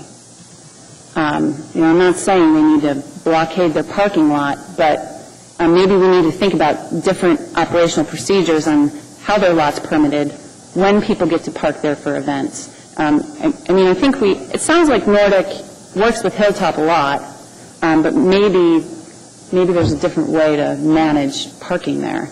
And Hilltop does have the authority to do that. I'm not an expert on their lease agreement, but... Well, I think, just to create a quality experience for trail users, you don't want to have some sort of congested urban experience as your first and last impression from using the park. So, I would strongly suggest that parking become a critical issue that you examine when you look at things that will expand usage or provide access for more users of the park. So, do you think we could, Go ahead. edit Project 20 somehow to address all the concerns and say that it needs I think that's a possibility because we do have several projects in here that relate to parking. For example, number 26, trailhead improvements at the northeast corner of the park, parking improvements for Little Hill along, that's project number 25, along Campbell Airstrip Road. We're looking at those parking lots. I haven't heard the issue of not enough parking there, and maybe the parking isn't as accessible because I know there's like the soccer field that Steve Remy had mentioned. That's a potential area. There's overflow parking that's farther to the south of the chalet that could be utilized and maybe is underutilized, that we could make better connections, better trail connections. I even think I've been there in the wintertime and I've seen they've either cleared or kind of plowed a connection to that parking lot. I think it's just so hidden that it's not as accessible. But I think we could, put that into the plan, kind of add that in there. It's just, I hadn't heard that until tonight, so I think that's a valid point. Mr. Coleman? Well, I was going to ask what that Project 20 was, because I saw that listed, and it seemed to me the concern at the downhill ski area was the Nordic skiers parking there and taking away their customers, and I can certainly understand that. And I suppose they're hesitant to enact some type of measures to keep people out, putting up towing signs or what have you. But if you could, seem to me that parking lot on Abbott would be pretty easy to expand, just continue it down. Of course, there's always issues, but make more parking there if you need it, and apparently you do. The other thing that perhaps could be done would be to block access from the Hilltop ski area parking lot to the trails. It's very close in that one little section there, and, you could put snow berms there, plow snow and make it more difficult for people to access it from that area. And I'm sure they don't want to have to do it. It's really the Nordic ski area's problem. So I hope you can address that. I think, it's good points in terms of the size of the lot, and there's potential to expand there. There are some improvements that Hilltop has done to their retention basin pond area for runoff. So we'd have to coordinate with them in terms of expanding that to the north. Maybe it has an opportunity to widen. There's some grade issues. But again, I think, we could work within this area. On Figure 29 shows the improvements that we proposed. And really what we were looking at was mainly maintenance issues, repaving, reorganizing some of the parking around the existing vegetation, moving portions of the parking lot gravel for the equestrian users. They had made the point that they brought their trailers in there. It would be nice to unload or offload their horses onto gravel instead of concrete or asphalt. We've also created a staging area which we wanted to bring the that staging area away from the existing trails the Nordic ski trails that come down in that location where there's existing kiosks. And I know that sometimes the school district and the Nordic Ski Club or the junior Nordic kids have their kind of setup and orientation before they go out. So those were the improvements that we had focused on or looked at initially. But we will look at that again, revise that, and look at potentially more parking spaces and connecting all these parking lots together. Mr. Garcia? I'm glad to hear you're open to reconsidering parking and bike safety. I did have a question. Several people mentioned the lease area boundary. It's not clearly identified for me on these drawings. I was wondering if you could possibly explain. There is a figure in the report here. Here, we'll find it. It's on a page that doesn't fold. It's page 26.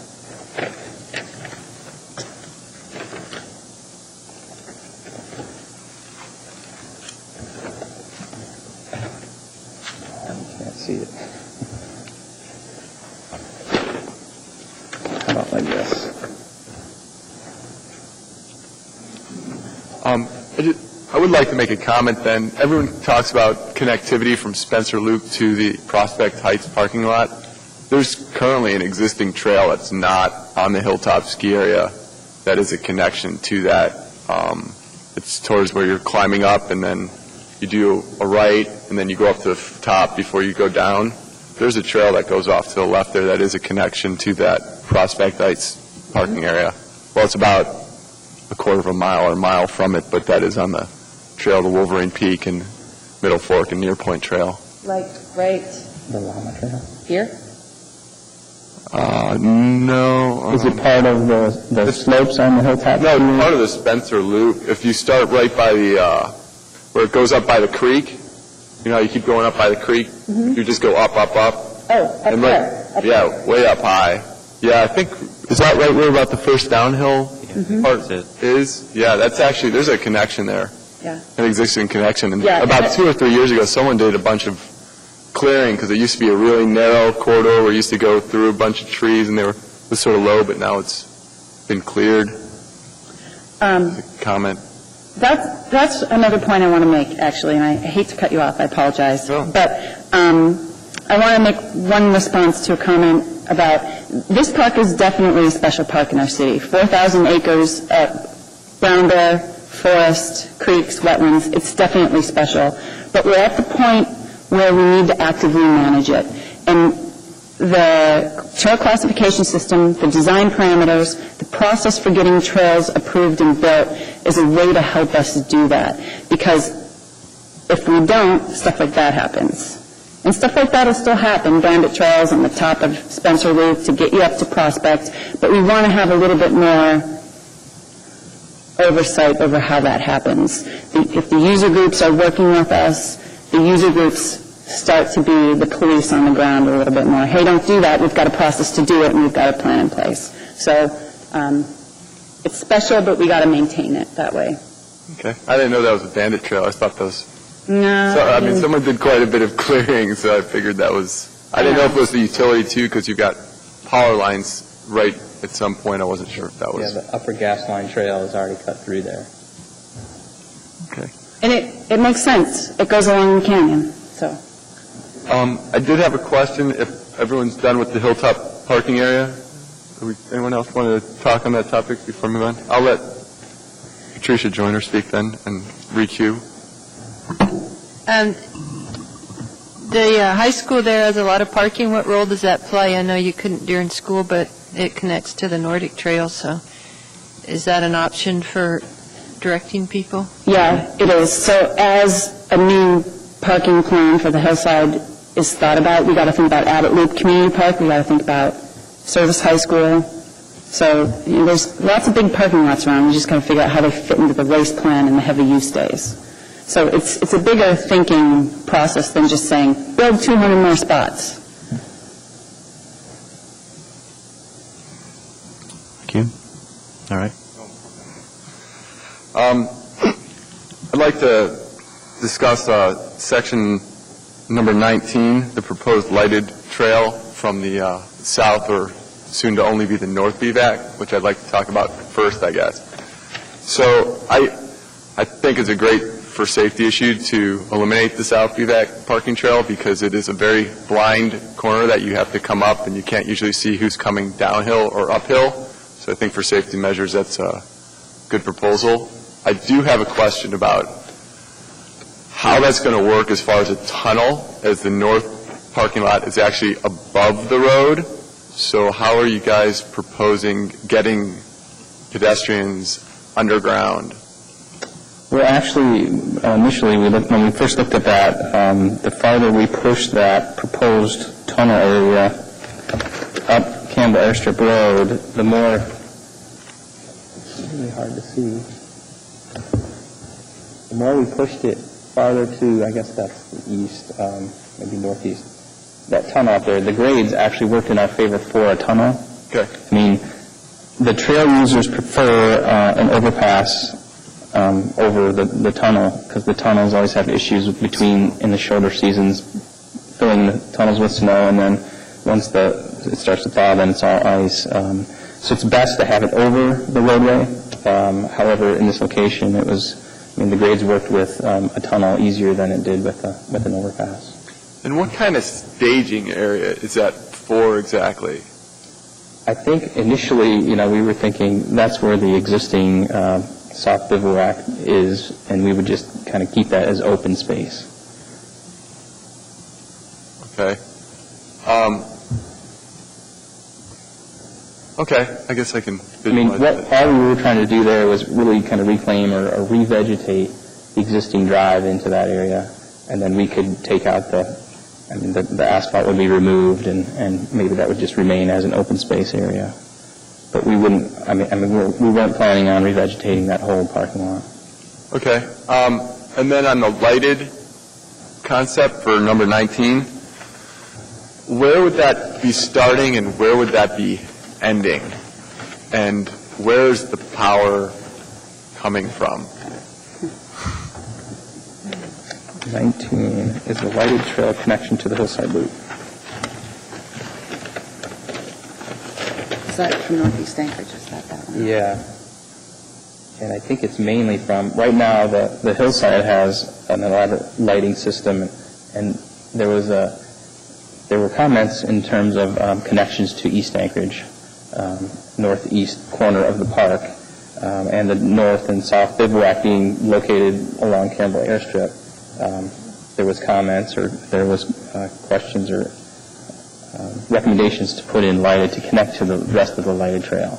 Because of that, that's that one dark spot that wouldn't connect into East Anchorage potentially. Instead of driving all the way around to get to Service or to the Hilltop ski area or the hillside trails, East Anchorage residents could come to that South Bivouac and then have a lighted trail that would connect into the rest of the lighted trail system. Okay. Can I speak on that one? Since I'm an East Anchorage resident, and that's actually my personal typical entrance to the park. One, I almost only exclusively ski at night or early in the morning. There's a Y in that with a downhill section, and I can attest that, in the dark, if you're not familiar with it, it can be somewhat nerve-wracking. But how are you going to light that? Because there's two different trails going there. Are you proposing lighting both? And where's that lighting ending? Are you ending at the bridge, or are you going all the way up? Are you going to light the multi-purpose corridor now? I mean, there's lots of light pollution from the city that sort of lights that anyways. So I'm just curious where your lighting plan The concept for the lighting was from that North Bivouac improved trailhead all the way through and down to, at least what we're showing is to that bridge. Oh, so that just goes to the bridge then? Mm-hmm. But I think what the comments we received would be to connect into an existing lighted, so bring you all the way. So which lighted trail so is that? Probably, if we did that, it would have to connect all the way to the Besh. That's what I was thinking. So along the gas line trail. So you would then have to be putting up light poles on the gas line trail. I could see that as visually unaesthetic for that area of the park, which personally, just a comment. Okay. You can take it how you want. That's all I have for right now. Any other questions? All right, thank you, guys.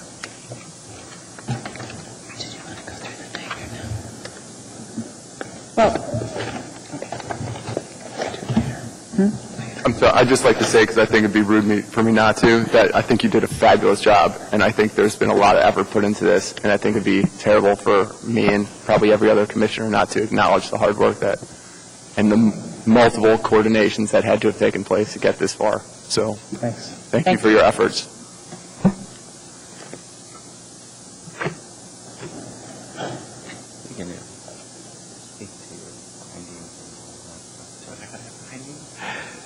So it's time for a motion.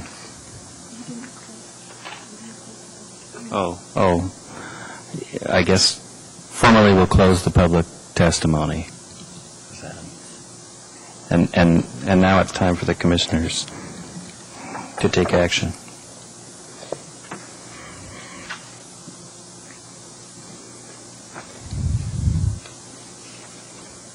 By way of a motion.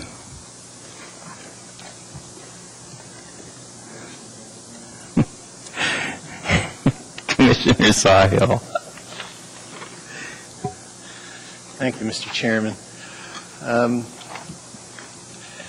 In case 2010-63, Far North Bicentennial Park Draft Trail Plan, I move for approval of the plan subject to staff's conditions 1 through 13. And I would like to add condition 14, which states, add to project 16 and 20, expansion of each parking lot to accommodate existing and future demand. Condition number 15, which is going to be one of the bullets from the Parks and Rec Commission recommendation, that STA trails, Phase 2 trails would be removed completely, and STA would support and legitimization of Class 1 and Class 2 trails near Abbott Loop Community Park and north of Service High School, consistent with their existing character. And condition number 16, the area of whatever FNDP, south of the North Gas Line Trail, west of Stuffican Heights, north of Campbell Airstrip Road, and east of North Bivouac Trailhead was considered as an area for additional single-track development, but was removed from consideration in this plan. Any actions on this proposal would be deferred until there is adequate research results from the Alaska Department of Fish and Game on wildlife movement. And those are, I guess, the end of my conditions and my motion, Mr. Chairman. Thank you. And that has been seconded by Commissioner Garcia. Typically, we wait for the motion to be stated before we second it. But I can withdraw it if you do it. it's okay. Commissioner Sahil, would you like to speak? Thank you, Mr. Chairman. I intend to support the motion. I think this plan has been through a pretty thorough public process. I would commend the Parks and Recreation Department on their public outreach and the documentation of that was contained in here. They contained many meetings. It's tough to balance competing interests, and I think they've done a pretty good job in doing that here. And I think their classifications of a trail system and how those will go forward will be an important management tool for this park in the future, and should be very successful. And I intend to support it. Thank you, Mr. Chairman. Commissioner Joyner? Could I ask Commissioner Sahil to repeat the condition number 14, please? Sure. Add to project 16 and 20. So those are the parking lots at the Hilltop ski area and the parking lot at just above Service High. It's on map 27 or figure 27. Add to project 16 and 20, expansion of each parking lot to accommodate existing and future demand.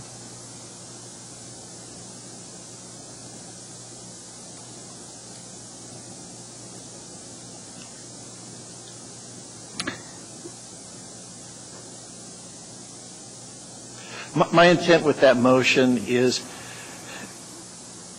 when you look at the project description for 16 and 20, it's setting out a description of what they hope to accomplish and essentially the planning goals for each of those parking lots. And currently in those descriptions, it doesn't include any expansion as a goal. I don't want to specify the number of parking spaces that's appropriated each, but I would like it clearly stated it's a goal that they should consider expansion of each of those to accommodate existing use. So that was my intent. I'm not sure my motion says that, but I hope it does. My concern was just that I think with all the options and user groups and the long process that's gone through, that needs to go through a public process. But if it's a goal in the plan to do that, I would support that. I think it's late at this point for adding that as something that's in the plan without looking at the options and the need and the cost and then taking that back to the groups who've participated for a long time. Is that how you see it happening? They brought this plan for us to consider all the public testimony and to try to craft a plan based on that public testimony that it meets the community needs and is the best plan. And based on the testimony I heard, I think the plan needs to be modified to add parking expansion at those two sites. We're the commission, we do what we want. Right, but it would be up to Parks then to decide what needed to happen for that to take place. So. And I think they need to study each site to find out what expansion to what extent is even possible without, impacting negatively the experience at each location. Yeah, and I'm comfortable. I would support the motion as stated as well. It's not for us to say that 200 parking spaces are needed.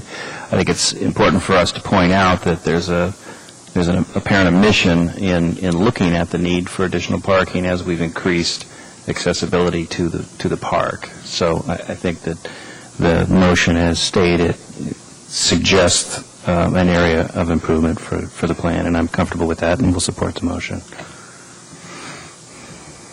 Any others? Any objection to passing the motion? Hearing and seeing none, motion passes.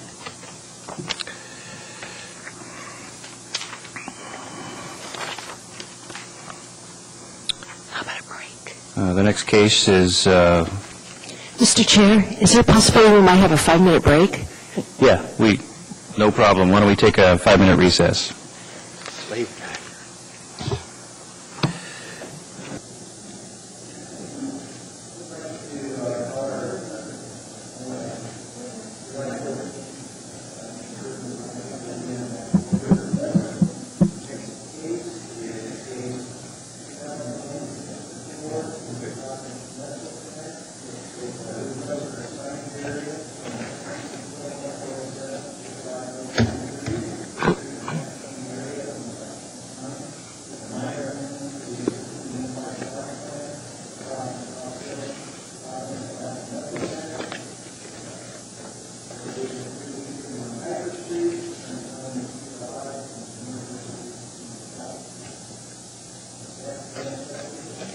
Thank you, Mr. Chair, Vice Chair.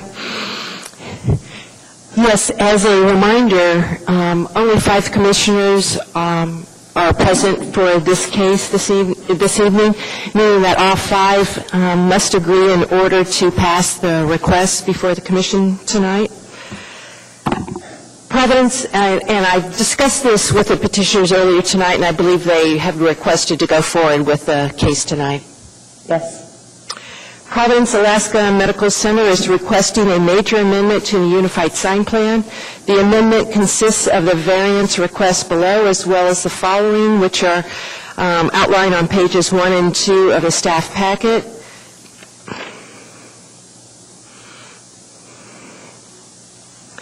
The Southwest Campus Health Park at the PAMC has developed new and/or improved roads. Piper Street was recently constructed from Providence Drive to Tudor Road. The recent construction of Towers U and S within the Southwest Campus Health Park has created a need for additional building and instructional signage. In addition, relocation of existing signage and text revisions of existing signs are needed for improved wayfinding. As for variance request number 1, it's to allow an instructional sign, which is type A2 on figure 3, to exceed an area of 6 square feet. The proposed location is at the corner of Piper Street and 40th Avenue. PAMC is located in the PLI district. The PLI zoning district limits instructional signs to 6 square feet in area under AMC 2147050E3. Instructional signs state that signs that comply with the definition of instructional sign shall be permitted as needed, provided such signs comply with the following, and then there are 4 criteria, which are on page 3 of the staff packet. There is an existing sign at the corner of Piper Street and the south parking garage entry drive, which is shown on figure 6, sign 4.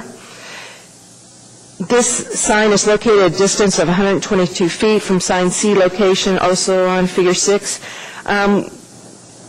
This request has changed since the staff report was written. They are now seeking to keep the sign C as it reads now, with the stipulation that when a roundabout goes in the future, that that the sign that they are requesting could be added at that time, and then the redundant language on sign C would be removed. The variances that you're going to be considering tonight, I just want to state that that they are subject to the 6 criteria used to evaluate the merits of the sign variance request, and those 6 criteria appear in the packet. Was that pages 21 and 22?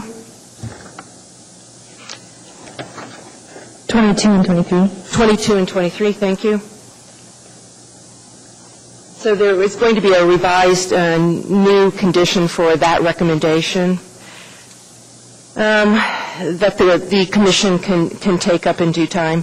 As for variance request number 2, that is to allow an instructional sign that's on figure 5, type E, to exceed an area of 6 square feet. The sign is located on the south side of Piper Street, north of the west access road, as shown on figure 6, sign A.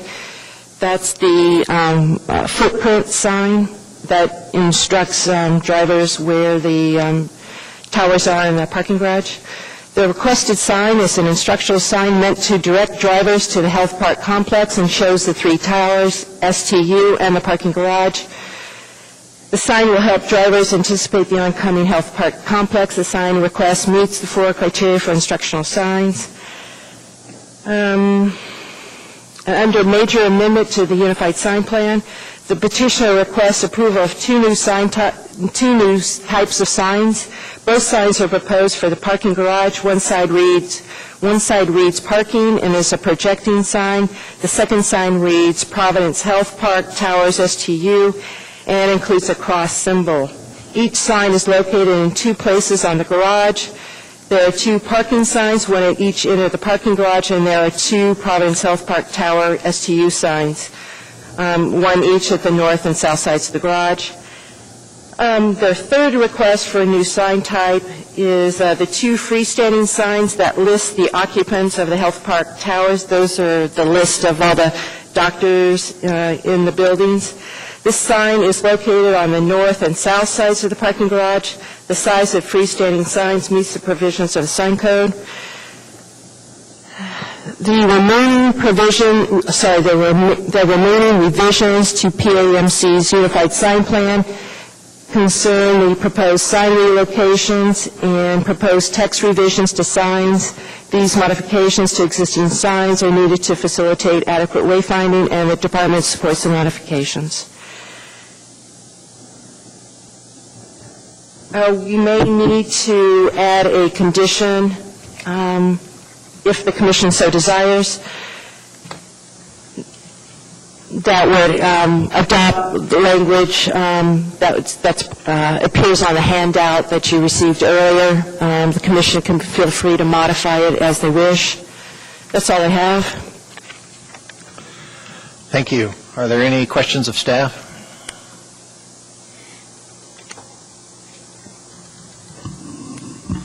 Yeah, Ms. Joyner? I had one question. At the top of page 5, you discussed the sign that lists all the occupants of the building as being ineffective and not likely to serve the intended purpose and difficult to read, but then you still recommend that it be allowed? Well, there are a couple of ways to look at that. If this was a standalone building and wasn't part of the unified sign plan, they would be allowed a certain amount of signage. And when I said it meets that, then they are allowed a certain amount of signage. The other way to look at this is that it's a unified sign plan, and it's up to the commission to decide whether or not that sign is useful as part of their overall signage plan. So the commission can evaluate the sign on those terms, because it is part of the unified sign plan, and it's meant to look at all the signs together and determine whether or not, they make sense and they're needed or not. Thank you. Are there any other questions of staff? Seeing none, I will ask the petitioner's representative to come forward, and you have 10 minutes. Okay. Hello, my name is Michelle McNulty. I'm with Dow HKM, the representative for Providence Alaska Medical Center. We are coming before you to ask for a sign variance for 2 sign types that exceed the allowed instructional size of 6 square feet. As well, we are asking you to amend the unified sign plan to allow for the relocation of 2 existing signs, as well as to add up to 4 additional signs, and proposing text revisions. I would like to make a clarification. Staff had indicated that we were asking for a variance for sign type E, location A. I believe on your staff packet, page 5, under Department Recommendations, number 1, it does state variance request to allow instructional signs type A2, figure 3, and type E, figure 5. That should actually read type A2, figure 3, and type D2, figure 4.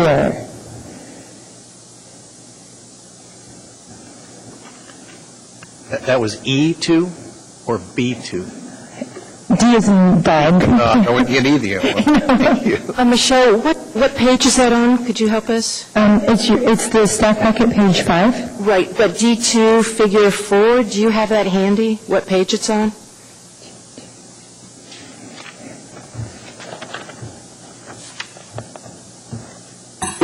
Oh, I think, is it page 34? Yes. Yeah, type, okay, you're not seeking a variance for that one. Okay, the way it's written, it says variance to allow instructional signs. Right. So I guess is it informational? Okay, but I take back my clarification. Okay, so it stands as written. Yeah. Okay.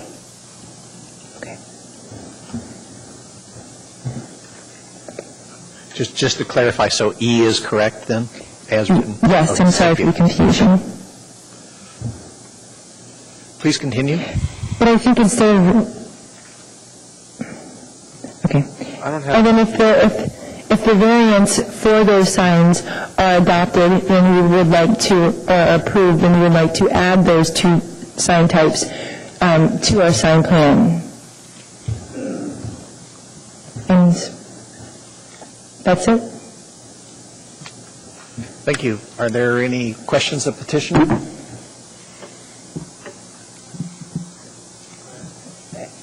Do I need to request time for rebuttal? You can request all you want. Mr. Gassick.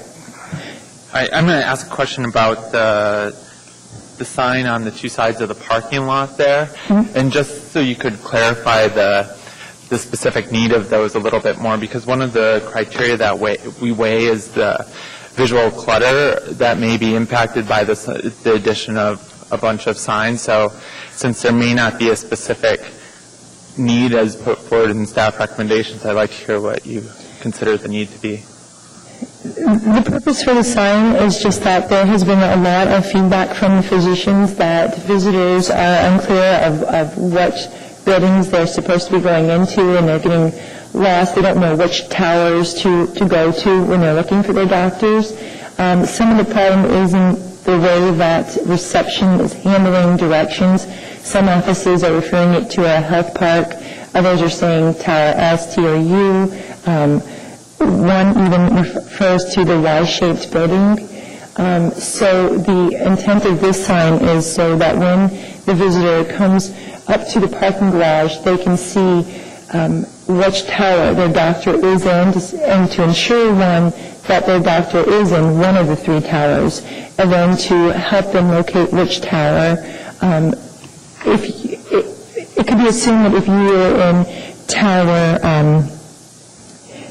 S, that you may just park in the parking garage. There is easier access to Towers S and U from the parking garage. If you're in Tower T, you may opt to do the valet because it would be closer access. But mainly it's just to kind of give that further reinforcement that the person is in the right building and to let them know which towers to go towards. And I can kind of see that on the side where there's the little loop turnaround, but the side on the street side, I see where it's going to be harder for the person that's going to be visiting Providence to actually stop and read those to really make them an effective use of signage. That's just my concern. It's your let me look, D2. He's referring to the same entrance as when you go into Hickle House. Yeah, that one I think may be more effective with the loop going around there, but there's one on the south side then too, right alongside the road where it's going to be parallel to the road, which I think will be a little bit harder for the driver to actually read, see, and understand. No, it's location. It's location B on the south side. Yeah.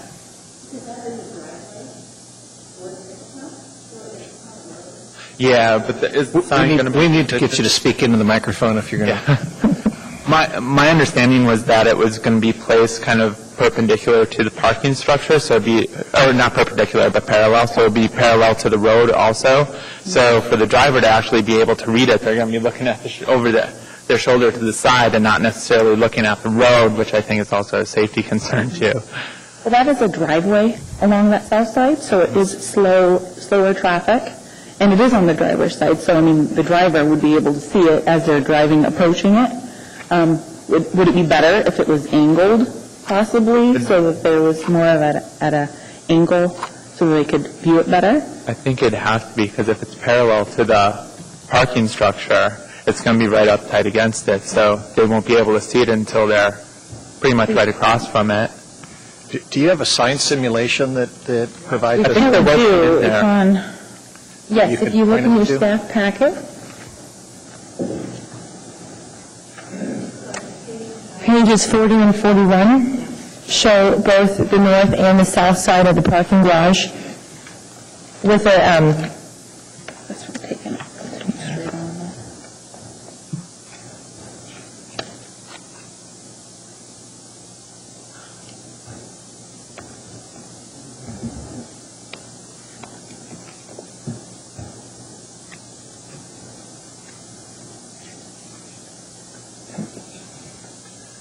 So that's my concern on the south side of the building. I think it's going to be really hard to read as you're driving by. So and would you be, as my other question is, would you consider possibly removing that sign or figuring out a different, better configuration that may be more effective to? Yes, we would consider both options, either considering reconfiguring the sign if that did not work and we could not find one that kind of eliminated those concerns. Just we could resolve that with staff, either the actual reconfiguration and then elimination if nothing can be decided upon. Great. Yes. Mr. Garcia? I'd like to continue speaking on that point as well. I'm concerned about that sign, the B sign located to the south side of the parking garage for several reasons. In the workshop, we were explained that that sign was there partially because you have elderly people and other people, disabled people, whatever their handicap might be, who are now going to be driving and trying to read small print on a sign that contains over 20 directional items in a moving vehicle in a state where we have snow on the ground and ice. I think it's a hazard. I think it's a life safety hazard. I don't think that sign should be there. I think locating it on the north side before the parking garage where there's a pullout is an adequate place to have a directory, which is what this is actually serving as. It's not a directional sign at all. It's a directory. Right. And I think it should be treated as such. I don't think that sign should be there, period. Okay. For those reasons. That's my only comment I have on the Providence plan. Okay. Thank you. Any other questions for the petitioner? Patricia? So on that sign on the place where there's the turnaround, is there a pull-off there? I mean, you have to park in front of this sign to read it, right? There is a pull-off. There is a right turn lane that's supposed to be used for people entering the parking garage. Most people actually fail to use that right turn lane for turning, and they actually just go from the left lane. But there is a pull-out, and we were there on probably 4 or 5 several different occasions and witnessed repeatedly traffic not using that pull-out and just going straight from the left lane. So is it a good place to have people stopped and reading? Wouldn't it block entrance to the parking garage? It wouldn't be a conflict. And then, is this directory in the parking garage too? So once you park your car, you get out and you... Not yet.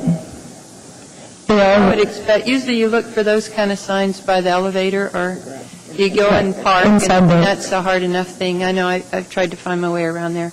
You want to get in the garage, and then you figure out which floor and which building. Right. So And the parking directories inside the garage will be more informative as far as actually giving office locations and more specifics as to where the person should continue to go. And some users may not actually go all the way into the garage. They may actually go into the round, pull back out into the left lane and potentially use the valet parking once they've confirmed that their doctor is another STOU tower. And as an alternative, I think you said the signs cost like $40,000? Correct. Is Providence considering just printing a sheet that they put with every section that says, here's directions, here's how we want you to describe where you're coming? They've discussed that with the receptions, trying to get more of a... It's a thing to have a sheet of paper, and when someone calls, you're going to say, just read it to them. And everybody would say the same thing, because there's no reason for them to all call the buildings different things when they have big numbers on them. Right, and that is something that they are addressing with all the various offices. How long it would take to get everybody kind of cohesive and saying the same thing, that might take longer than a short time. Well, putting up a $40,000 sign's not a short process either, so that's just an alternative. And then there's the one of the signs for the variance. It's like the aerial view that's going on Piper. Like it's showing the location A type E sign. You know that. Yes, with the footprint. Yeah, I'm just thinking. I mean, I understand the difficulty with getting there, but you can put so many signs and people are looking at things, and by the time they get to that point, I would be looking at the buildings and trying to tell where do I park and where I wouldn't. I mean, you're really close to the building when you get to where that sign is, for one. But the other is when we're looking at these, then an aerial view like that makes a lot of sense. But when you're on the ground, you don't see what the footprint is from the air. So I don't see, it wouldn't help me at all to approach a tall building and I'm looking for which tower and where the parking garage is and then see like an aerial view of, well, if I was 300 feet up, it would look like this.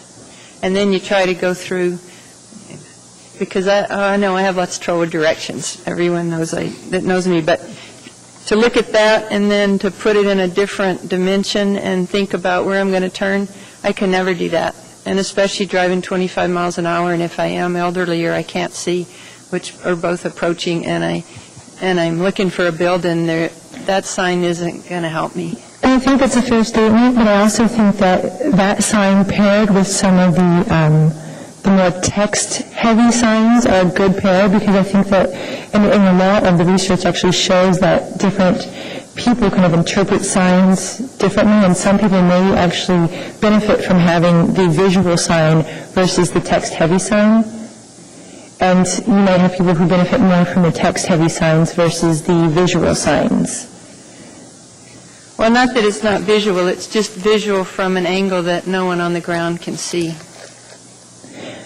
I think when you're actually looking at the towers, this area makes sense from a configuration standpoint. And I definitely understand what you're saying. I'm just wondering how many signs a person's going to have to look at while they're driving to, because I mean, basically you're looking for the parking garage, and then you go from there. But okay. And something also to note, when we were having our doctors' meetings and staff meetings, when we had shown them this concept, they were all very excited about having a different type of sign on the campus that they could point people to. When you see this sign, you're almost there, take a left after that sign. So I think it gives it a little difference compared to, as Michelle said, the text signs. Okay, thank you.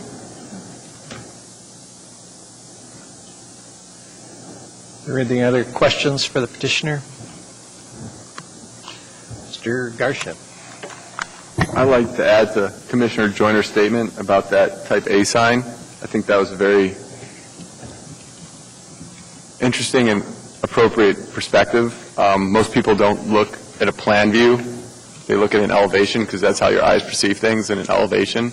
They don't perceive it from a bird's eye view. I think you can have a visual sign like that is an elevation instead of a plan view, so that somebody driving could see that figure coming from that direction and be like, that's the figure I just saw on that sign, and not have to take a plan view.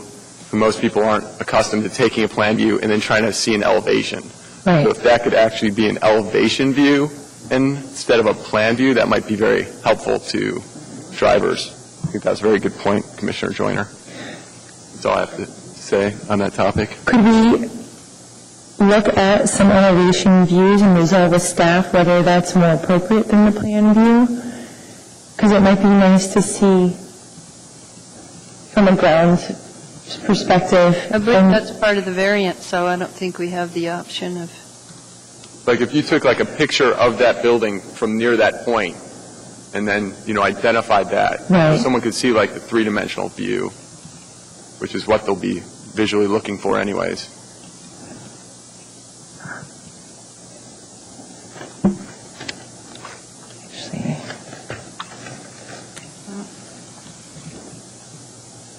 Mr. Chair. Sorry, Mr. Coleman. I was immersed in my packet.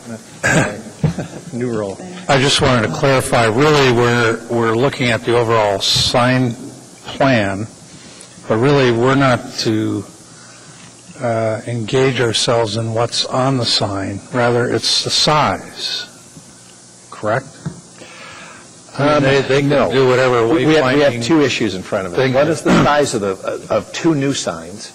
Right. And then size. It's an amendment to their unified sign plan, right. Which is the location and the text that's on each sign. The text or just the aesthetics of the sign, I guess? Well, it's the size and the need for the sign, because that's one of the criteria. Okay. Thank you. Just wanted to clarify that. Thank you, Mr. Coleman. I think that's what he was saying, take a poster. So we would be amenable to taking a photo or a more elevational view and adding that to the sign, to sign 45. I'm sorry, page 45. Page 25. Ms. Joyner? Just to clarify one more time, on the 3 signs on the end, could you point to the 2 that are the variant signs? And it's the one at the end of the last easel, the one on the left, the aerial, and then this. And that's the one where there's the 2, depending on the roundabout. Okay, thank you.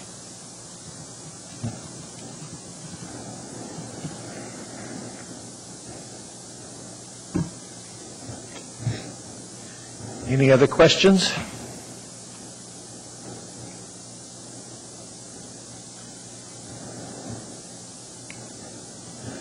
Seeing none, I will now open the public hearing. Okay. Is there anyone wishing to testify? Anyone wishing to testify? Seeing and hearing no one, I will close the public hearing. You now have your rebuttal time. Is there anything else you would like to add? I appreciate your comments. I think that's really constructive feedback, and we definitely appreciate that. This whole process has been getting feedback and making this the best wayfinding plan that we can, so we appreciate that, and thank you for your time, and thank you for coming early and working with us. With that, I will close the public hearing. I guess now the matter rests with the board, and we have 2 issues to deal with, and I would like to deal with them separately. And so the first thing I'm looking for is a motion on the variance. And then once we get through with that issue, I'd like a motion on the amendments to the unified sign plan. It's my preference to do the variance first, the area variances. Would that be okay with the board, or do you have some other thoughts? Area variances first. Mr. Coleman. I'd like to make a motion to approve case number 2010-064, the request for a variance. I find that the request meets the... You need to state which conditions before you start discussing the variance merits first, please. Are there any conditions of approval? There, I'd like to, my motion is that be approved with the conditions as spelled out by the staff. And further, I find that it meets all of the 6 standards required for a variance.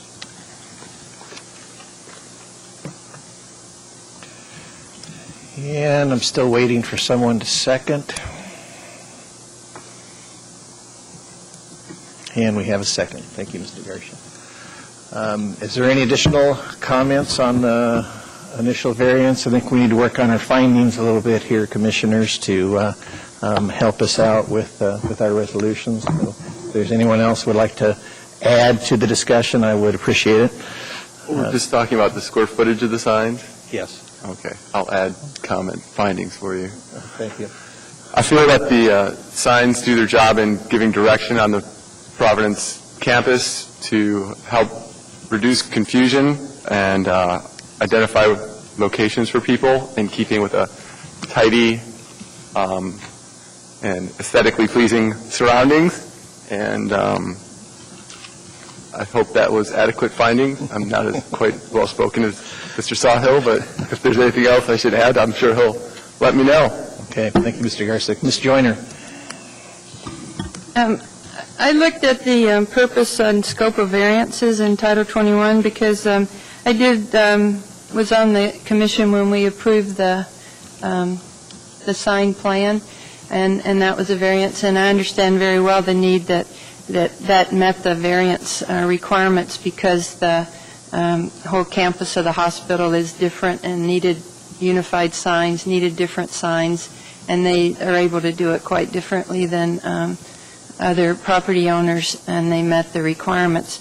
For these 2 additional signs, to me, they don't meet the requirements for a variance. And Title 21 says to meet them, the requirements of this title in those cases were strict application of, this is what it's for, a particular requirement will create a practical difficulty or unnecessary hardship prohibiting the reasonable use of land in a manner otherwise allowed.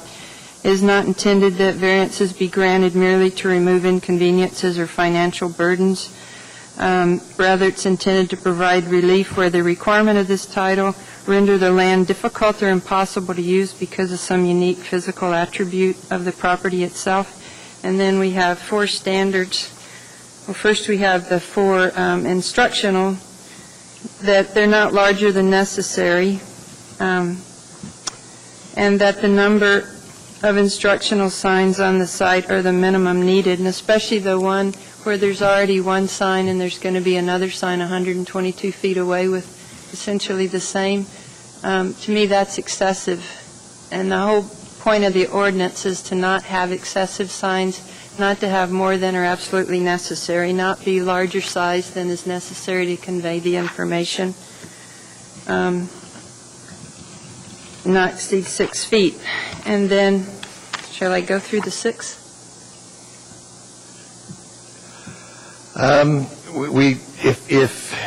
It's my understanding that you intend to not support the motion. Is that? Yeah, and I'm happy to go through the 6 standards and point out why I think this isn't a... yeah, that would be appropriate. Find the right page. The first one, special conditions exist which are peculiar to the land involved, which are not applicable to other land in the same district in which deprive such property the ability to display signs. The sign plan that was presented in the signs that are there, I think, took care of that, and I don't see that 2 additional signs. I can't see that these 2 signs that are proposed as a variance meet the high standard set for a variance. I don't see that it's going to add that much. I think there's other ways to get people to the right building, and it certainly doesn't. It isn't a hardship that others don't have because they already have been given special plan, which they deserved. Number 2, strict interpretation of the provisions of the sign ordinance would deprive the applicant of the rights commonly enjoyed by other property owners in the district under the terms of the sign ordinance. I don't think that this deprives them of any right that other property owners have. Special conditions and circumstances did not result from the actions of the applicant, and such conditions and circumstances do not merely constitute pecuniary hardship or inconvenience.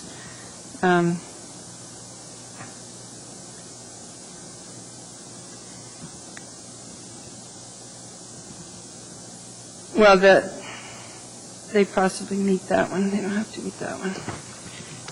I'll go to number 4.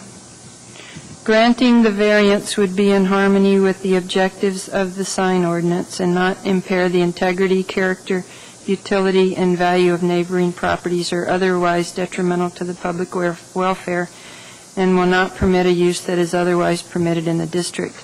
I don't think that granting the variance would, not granting it impairs any of the uses of the properties.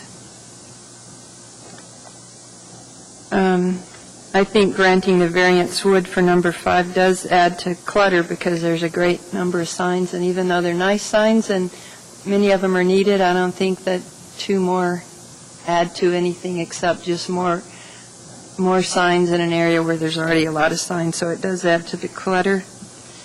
And the last is the variance granted is the minimum variance that will make possible a reasonable use of the land or structure, and I think they're reasonably able to use the property and structure as is without the addition of 2 signs. Thank you, Ms. Joyner. Are there any other comments from commission members? Ms. Gasick. Well,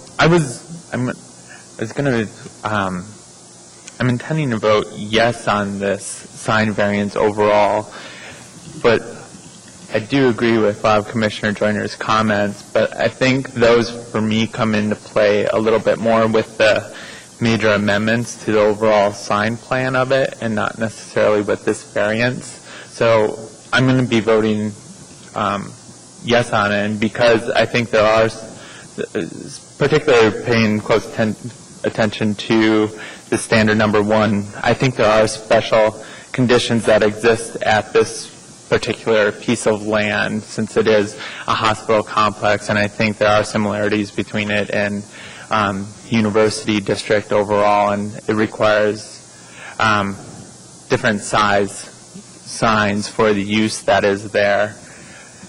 I think the strict interpretation of the provisions would deprive the applicant of some of the rights of getting the access of the public to their facilities as a whole. Number 2, the second standard that we have to follow for this one. Then again, I'm focusing on the size piece of it and not necessarily the number of signs that are there. And number 3 is fine. And I think that granting the variance would be somewhat harmonious with the overall sign ordinance, because it's going to be adding to that campus feel overall too, and providing appropriate directional information to the visitors that are going there to try and seek health attention. The visual clutter is an issue that I think that I'll be raising in the next discussion, but not particularly this one. And then this 6 by 6 sign may be quite small in comparison and may get lost in the rest of the signs that are there. So I think that it also meets 6 for that minimum requirement of a sign that has to be placed in that area to be read by the visitors. So that's why I'm going to be voting yes on this piece. Thank you.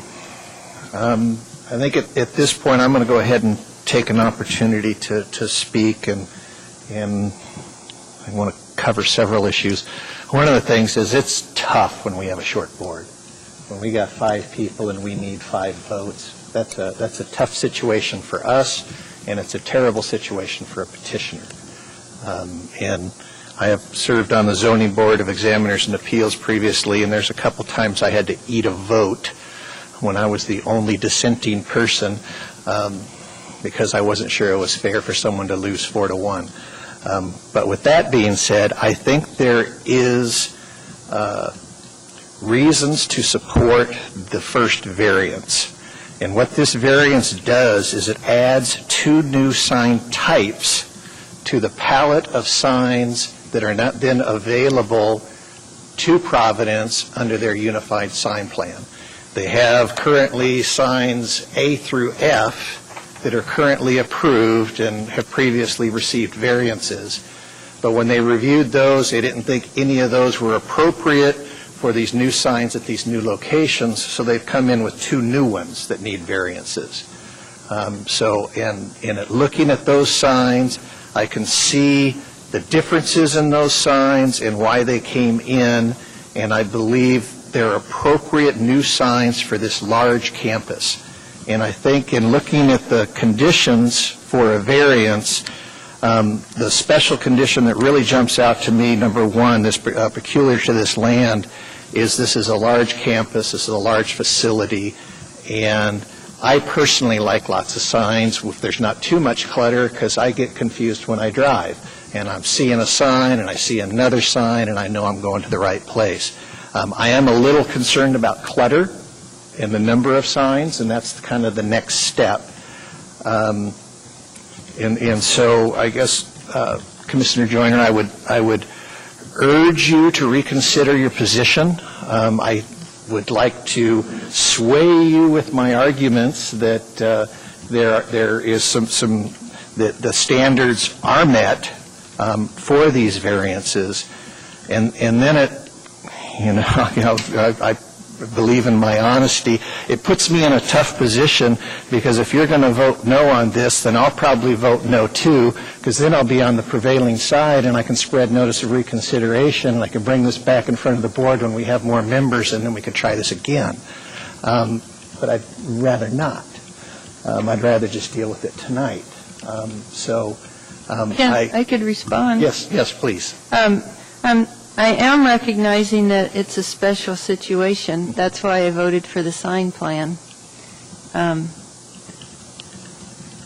But the sign plan is very comprehensive, and I think a variance, there's a really high standard. I mean, it says they have to meet all 6 steps. It's not Correct. something, well, we have a sign plan, now we can just keep adding additional types of signs. I don't see that there's any sort of serious economic harm or damage in using the signs they have, and that's what the standards. There's 6 standards, and the clutter is one of them. It has to meet all 6 standards.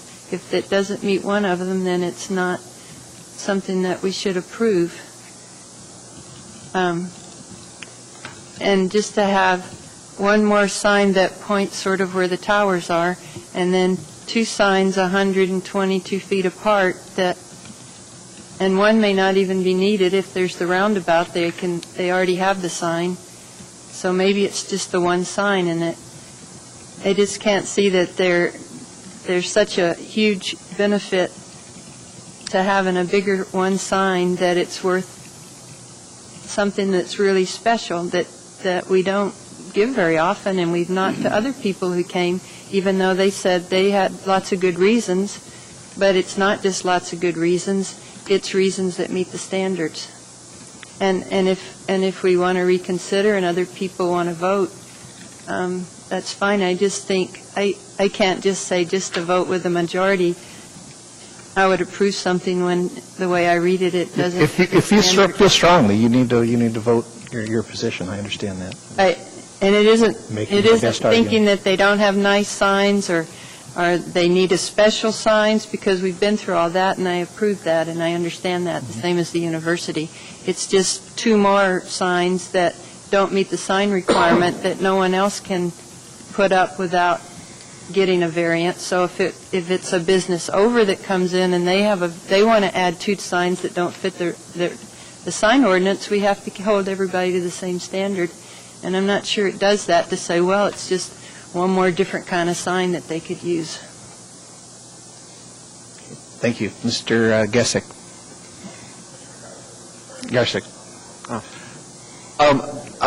I just want to clarify, are we voting on the location of the signs, or are we just voting on the signs being appropriate square footage and providing information, not necessarily location? Because I thought we weren't discussing clutter at this time. I thought we were just discussing, do those signs meet the unified standards set by Providence for what their type of signage looks like? No, the motion on the floor is for a variance from the sign ordinance for the size of the sign, greater than 6 square feet. So, yes, we're just voting on size. Size, purely size. Purely size. Our next issue will be the number of modifying their plan and the location. Okay, I just wanted to clarify, because I was voting to approve just size. Size. And that's what I thought we were voting on. Right. So just clarifying. Can I just offer a point of clarification? Yes, it's to exceed the 6 square feet, but whether or not the signs meet those 6 criteria for approving a sign when they come forward for a variance. So it's to evaluate that sign against those 6 criteria. Right. Well, I have a question about that, and because, like, item number 4, I believe that sign in the middle, which one is it? That's not part of the variance. Oh, D2 is not part of the variance? No. No, it's not. Oh. It's just sign E and sign A2. Okay. Well, I was fine with those signs anyway, so. So the ordinance says instructional signs will meet these 4 things, and if it doesn't, they need a variance, and to get the variance, it has to meet these 6 standards. Right. No. So please turn your mic on. Thank you. It is. I just should talk closer. Yeah, okay. I could say that again. No, I think we're okay. Mr. Gasick. So I just want to be clear, because I'm getting a little bit confused here and jumbled. But for those 2 signs, then, we're not really just looking at the size variance. We're looking at the location of these 2 signs that are up for a variance also. Is that correct? Yes, you're evaluating the signs against the 6 criteria. Okay. I was just... Okay. because I do have serious concerns with the visual clutter of the signs and the visual clutter that these two additional signs are gonna help add to, I guess, overall. And I was hoping to deal with those in the second issue, but it seems like they almost have to be dealt with then right now. And then it doesn't meet 5. It clearly doesn't meet 5, and I'm going to have to switch over because of that. It adds to the visual clutter, and it doesn't meet all 6 standards.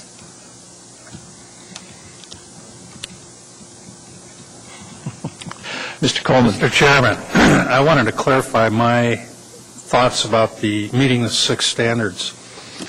But also, as we've had the discussion here and clarified this, I look at type A and sign type C. We're talking about 2 signs. The standard number 1, the special conditions that exist, and I went through these. In fact, I said to Patricia beforehand, well, it doesn't meet any of them. And really, I think you could interpret them either way. But I wanted to give you my interpretation. If you look at the size of this piece of property, but also the scale of the buildings that are on it, and I didn't see a calculation on this, but if we looked at that and what they would be allowed in terms of overall signage on those structures, it's huge. You know, if you look at the size of Walmart or any other facility in town, when you have a larger building and more frontage, you're allowed a bigger sign. Is that correct? So, you know, they've got a very large tract of land. They have a campus. They have large buildings. But yet their signs tend to be small and rather tasteful. And so, you know, that's kind of as how I saw that special condition. They have a number of different tenants and facilities there. And these do need to be identified in a way that makes for safe egress and so forth, and allows people to get to see their doctor or their people are taken to the hospital. Again, number 2, strict interpretation would deprive the applicant of rights commonly enjoyed by other properties. And so again, you know, if we look at the size of their property and the size of their buildings, you know, if they were in a commercial district, they would be allowed more signage than they have on their properties. So that's the way I chose to interpret that. You know, again, I think regarding standard number 3, this really is not about hardship, but it's for the betterment of their patrons. The standard number 4, I don't believe that this is going to impair the integrity, character, and value of neighboring properties at all. You know, when we look again at how much land they have and how many facilities, I don't see a lot of visual clutter, especially since we're talking about 2 more signs on their property. And again, just dealing with the variance issue. And then again, I think it really is kind of a minimum type approach to the variance. Those are my feelings on how the request met the standards. Thank you, Mr. Coleman. Ms. Joyner. If they were a large commercial property, they would have to meet the sign ordinance unless they came before the commission to ask for a variance. And I agree, but what I'm saying is they would be allowed much more signage than what they have on their property. They don't have signs all the way around their building. They don't, you know, with the size of their property, the amount of frontage, and the square footage of buildings, I believe they would be allowed much more if they were in a commercial district. Well, 2 more things. The issue is not if they're tasteful. I agree they're nice signs, but that's not a standard that they be tasteful. And 2, I believe they can give directions. They can help people find things clearly and do it within the sign ordinance. I mean, they've already been given the ability to produce many more signs than the average business does under the plan, which is fine. They're a special circumstance, and they should. But I think they can portray the information they're trying in these two signs with the plan they already have and the signs they already have. It's not they shouldn't be able to do it. I just think it's really special when you say you get to do something that no one else gets to do, which is not meet the standards in the ordinance, which went through a big public process and is real important in the community. So the standard's high to say it's absolutely not possible for us to continue and function as we need to within the confines of the sign ordinance. And I think they can come up with something that gets people in and out of those buildings using the sign ordinance. That's the whole issue. It's not what they look like or that they didn't do a good job or that it's not difficult, but that's not any of the standards.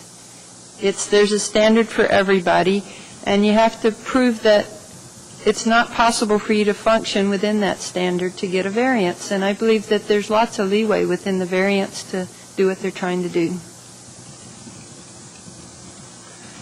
Thank you, Ms. Joyner. Are there any other commission comments?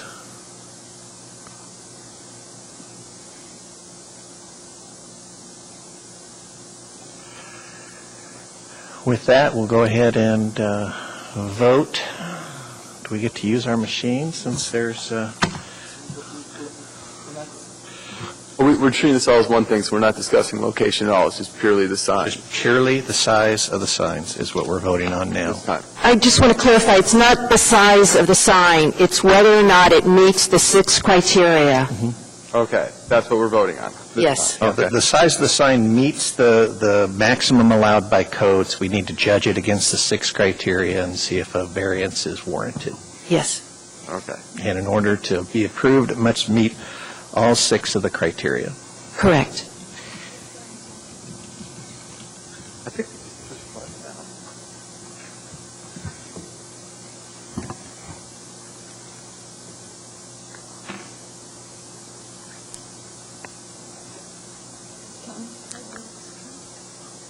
Tom is excused. He had a conflict.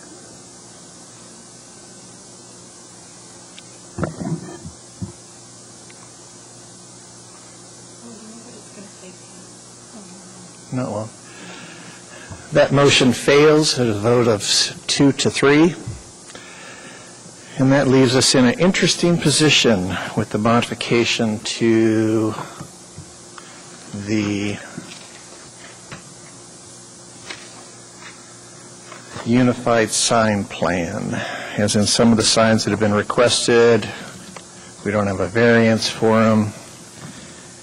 And trying to look at our conditions of approval and see what we can do.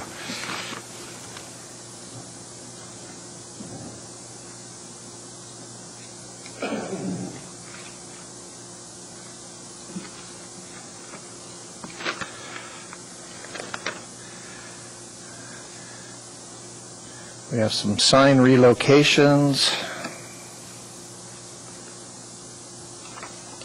We have revisions to text. We're adding freestanding signs.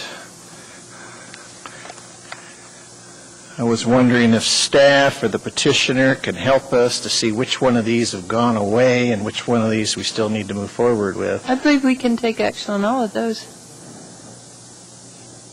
I think they're all different signs. Well, one of the relocations was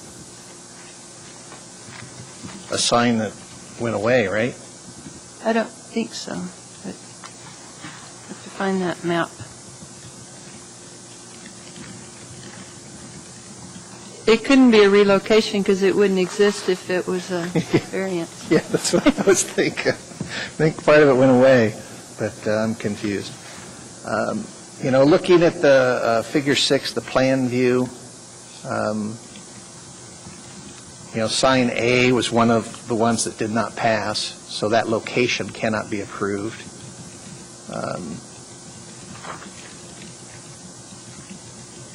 Sign 5A is moving, and that's still a valid type.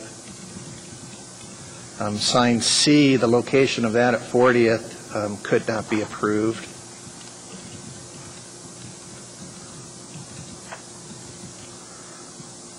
So I guess except for signs A and C, we could approve the locations and the text revisions, the freestanding sign, 2 building signs. We can deal with the rest of them then. Are we doing this on a one-by-one basis?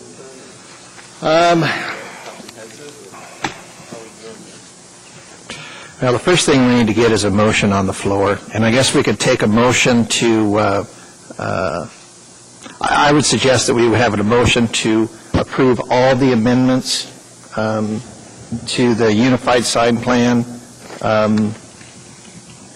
A through E, and then if there's any of them we want to pull out and delete from the plan, we can go ahead and do that individually.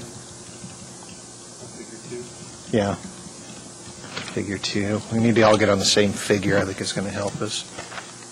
Figure 2? I'm looking at figure 6 that was handed out by the petitioner earlier, the color one that you can actually read. So it's my interpretation from that figure, A went away, C went away, and we could deal with all the rest. I believe A, maybe they didn't all go away because there's several moving.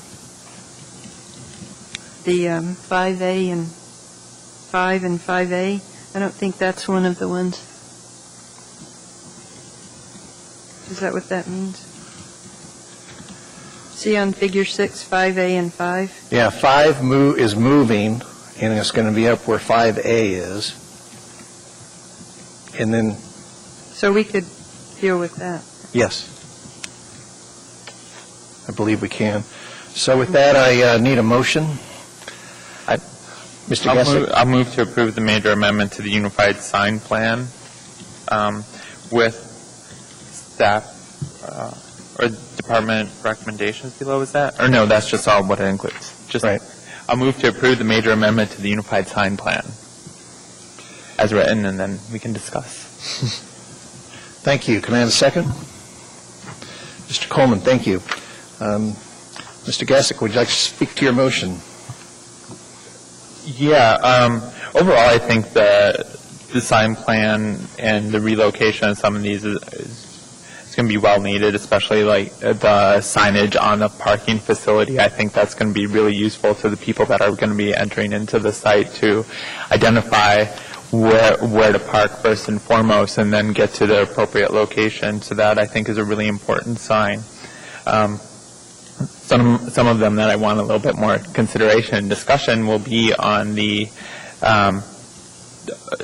directory signs on the 2 sides of the building, because I still do think that we have to consider the visual clutter and visual blight issue when looking at amending this unified sign plan overall, looking at our sign variance requirements.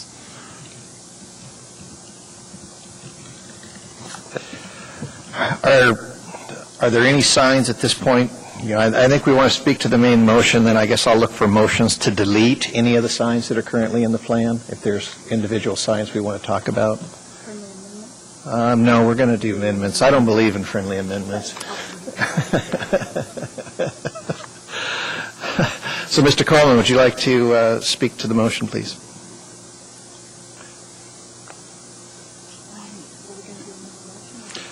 I'd like to, if there's commissioner comments on the general motion, I'll hear those, and if there's then amendments we want to the plan itself, I'd like to hear those. I supported his motion. I agreed with what he said. Okay. I think it's reasonable. Okay, thank you. Are there any amendments anyone would like to propose or elimination of any signs in the current plan? Mr. Garsha. I would like to propose eliminating the directory sign to the south side of the parking garage. I feel it could cause life safety issues because there's too many directional items on there for someone to be looking at while driving a vehicle. I feel that if there was a safe pullout to the north side, which the petitioner has identified as a safe pullout, to look at a directory to make sure that you are parking at the right facility. I think that is appropriate. This is a large campus, and it would be a very time-consuming effort to park somewhere, find out you're at the wrong facility, and then have to walk back to your car and leave. So I think that is a very useful tool to have there on the north side. And since the other signs are no longer a discussionary topic, that was my only item in regards to the locations of the remaining signs. Okay. So we have a motion to eliminate sign B on the south side of the building. Do we have a second? Mr. Gesick seconds. I believe you've spoken to your motion. Do you have any additional comments to read? No comments. I think Commissioner Garcia captured them well. Is there any objection to elimination of that sign? Seeing none, that motion passes. Are there any other amendments or modifications to the current sign plan? I'll clean it up. I'm sorry, I'll clean it up. It's okay, Jill. It's late. Yeah. Are there any other changes or concerns with the plan as it currently sits? Is there objection to the main motion?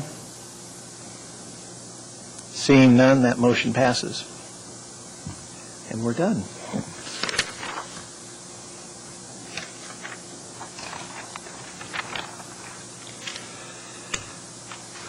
Next order of business is appearance requests. I don't believe we have any. That brings us to reports. The chair has no reports. Ms. Ferguson, do you have anything for us tonight? No, Mr. Vice Chair, I don't have anything to report. Okay, thank you. Are there any other commissioner comments before we adjourn? Evidently not. I'll take a motion to adjourn. That usually doesn't take long. Thank you, Ms. Joyner and Mr. Garcia. With that, we're adjourned. I like reading my packet, and I don't look at my board.